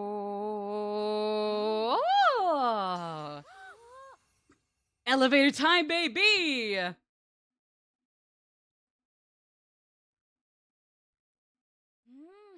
That's the theater's star lift. I wonder the threads and then that door was somehow keeping it from working. Oh, maybe it's accessible again because we've weakened Grape's magic by restoring the lower floors. Now we can go to the basement and other floors more quickly. Do you want to try it out? Yeah, but let's do the rehearsal stage before that, though. Thank you. All right, yep. Oh, cowgirl. Okay. Yeah, okay. All right, hopefully, like I was saying, hopefully this won't be too bad. I'm hoping it's not going to be too bad. I don't know, I'm not too bad at cowgirl. Sword fighter and even thief weren't bad. They just kind of, like, the last two just kind of took a few tries, especially thief. But those two weren't bad either. Oh yeah, this one isn't bad. Not so far, nah, we're good. The TNT might be the only issue, but not to a detrimental point. Already missed one, but that's okay. That's okay. That one I missed would have bugged me anyways. I don't know if I need a perfect score for this, but okay. Like I said, that first cowgirl attempt, that was on me. That was my bad. That was my bad. It's an honest whoopsie-doodles, you know? It's fine. So as long as I can get these right, we should be... okay.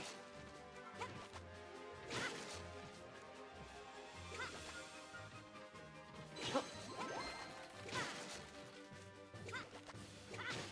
Ah! Ah, frick, missed that one on the balloon. Frick. Okay, still shouldn't kill us. Still shouldn't kill us. I hope...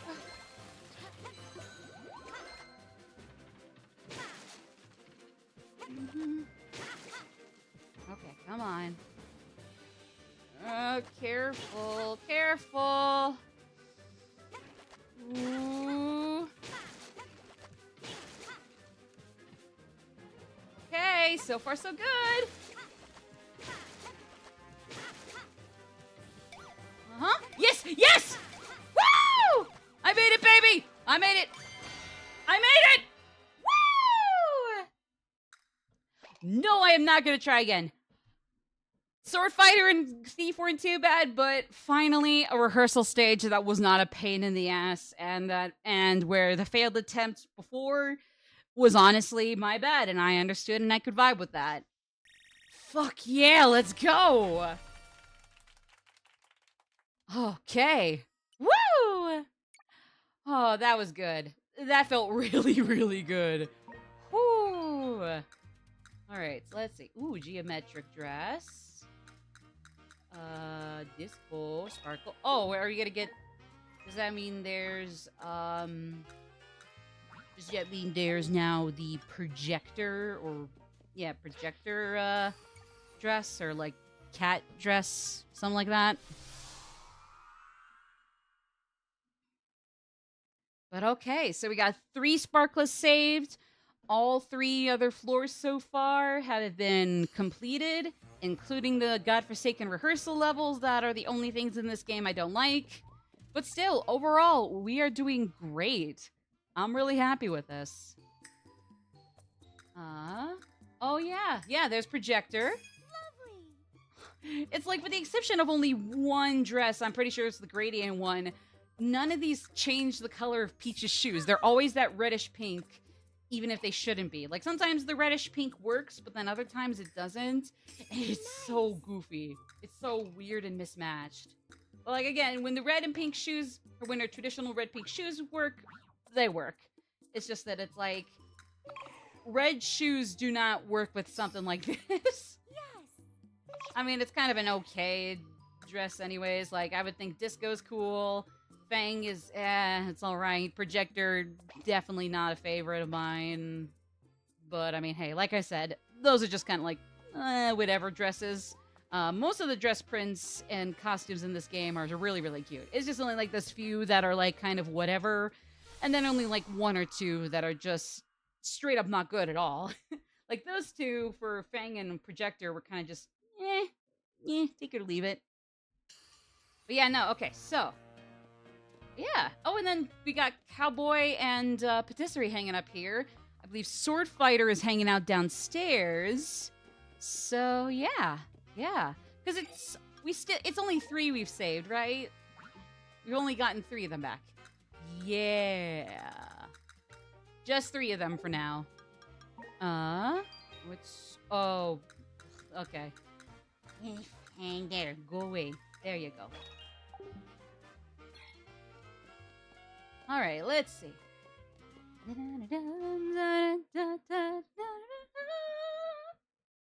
All right, let's see what's coming up on this next floor.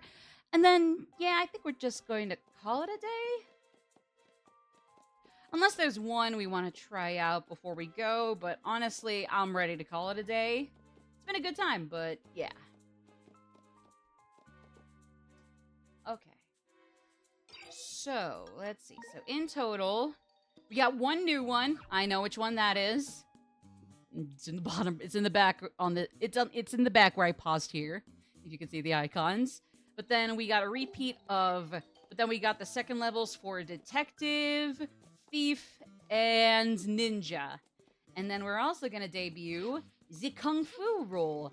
And I believe that is the final role we have yet to have tried out. I'm pretty sure, right? Hold on. That's the only other one we had to look at. That's the only one we haven't unlocked yet, right? Yeah, because Sword Fighter, Ninja. Those 2 are good. Yes! Kung Fu is the only one we haven't unlocked. So, yeah. And then once we have played Kung Fu, we basically got all the roles tried at least once. Or we tried them all at least once. So, yeah. Yeah. We have crossed the halfway mark of the game, I'd like to think.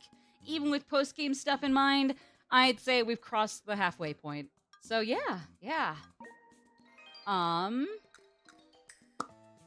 Let me see here. Is there anything else I want to keep in mind? Or something I forgot about? Or no? I guess they have little exclamation marks screaming at me if there was something I missed here. But yeah, okay. We did the 3rd floor. Whoop-de-doo. Awesome. Okay, so 2 things about this next stream, which is happening day after tomorrow. That is Thursday, same usual starting time. First of all, We're not going to be playing Shin Megami Tensei 3 for a little bit. Maybe I'll have it ready to go on Saturday, but that's at the earliest, and don't hold your breath for that. The only reason is because I need to grind to prepare for the boss fight with Matador. I don't think I quite have the buffs and debuffs I would want, or had wanted by the time we got to Matador. So what I'm gonna need to do is just do some grinding to get some demons I like, have some buffs, debuffs, and skills in general for everybody that I like. Kind of just go comb over what I've gotten through so far in SMT3, and kind of just from there make it so that I've got a team of 4, myself and 3 other demons with great skills, particularly in the buff and debuff sections. Or at least debuff. I don't know about buff, but debuff for sure. But basically, that way, then we'll be ready to go for the Matador boss battle, and then we can play the game again on streams. But until then, I'm just gonna leave the grinding for myself in my own time. So until I've grinded, unless I've done that enough, until I have done that enough where we're good to face Matador on stream, SMT3 is going to be on a small quote-unquote hold.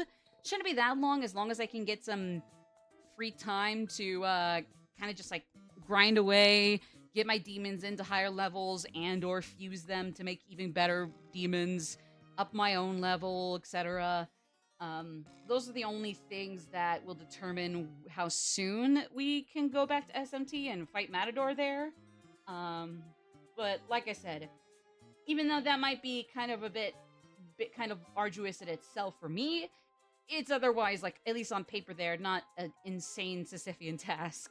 You know? Because, like, hey, even though I'm not great at SMT3, even though I've already gotten, like, 2-3 game overs in the game so far before Matador, I'm not terrible. I'm not doing too bad at it. Definitely not an expert, especially with buffs and debuffs. Definitely don't have the best strategies going. But I've been okay. Even so, I've been doing okay, I'd like to think. So, hey, I'll pat myself on the back for at least that. So yeah, so until I can finish up grinding for Matador in SMT3, we're gonna hold on that for just a tiny bit. Earliest would be Saturday, but don't hold your breath on that. Thursday, we're gonna be actually restarting and finishing as best we can, or maybe at least getting halfway. But honestly, I'd like to actually just restart my 96 course or all courses marathon for Mario Kart 8 Deluxe. Everything in base 8 Deluxe plus the DLC. All 96 courses by myself in one fell swoop. Hopefully. If push comes to shove, maybe I can relent to only just finishing maybe half of them this time. But honestly, I'd rather just, get them all done in one go. So, yeah. And I still got my little checklist to keep track of how I do on that. So yeah. All things considered, I'll try to get through all of it as best I can. So yeah. Wish me luck in advance, everybody. It really shouldn't be that bad, though. It should not be that bad at all. Like, not at all. But yeah, so we're gonna be headed out today, though. And also, with the Mario Kart 96 course marathon, provided that I should have some other things set in regards to my commissioning of Paradox Akumu, who made my current default and still main default stream screen with on. I'll be sure to debut my other 2 stream screens this next stream day after tomorrow. Not a guarantee, but provided I'm on track to make sure that's all settled, that if I'm good to commission these other ones I have in mind, these other stream screens I have in mind, that's ready to go too. But yeah, so as long as we're good, not only will I still have Panther or on, I guess, as my main default screen here, but expect for me in the same streams, honestly, to kind of jump around with, but to switch between some screens for some of the, at least 2 of these 3 might be obvious, but Skull, Fox, and Rosalina. But again, not going to actually show them until this day after tomorrow, and as long as my plans for them and these other ideas for stream screens I have are set. But until then, yeah, no, I'm going to wait on showing you guys those. But yeah, all the same, you guys can check me out on my other socials for anything else I might have going. Some other content I might reblog, repost, retweet, etc. I'm on most socials as either Magic Maddie or Reload Magic Maddie. With Twitter specifically, Real Magic Maddie is my main social, but I do have a backup in Hey O Magic Maddie. No underscores or spaces, just Hey O Magic Maddie, one line. But yeah. We also got my server with Pig Dude that we co-host together, where it's kind of like a little like it's right now like very quiet, cozy treehouse club vibes. But yeah, all the same. Check me out there for any updates on other projects not related to streams, or even for updates related to streams or whatever else.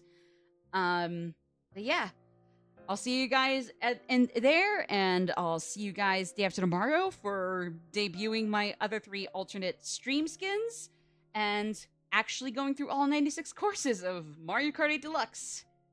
Fingers crossed I can do it all in one swoop, and don't have to just take solace in getting halfway through them with only 48. I mean, like, even then in itself is pretty big, but I mean, I got it. I can do it. I gotta do it. I want to do it. So yeah. But either way, I will see you all next time. And until then, take care. Have a good week. Bye-bye.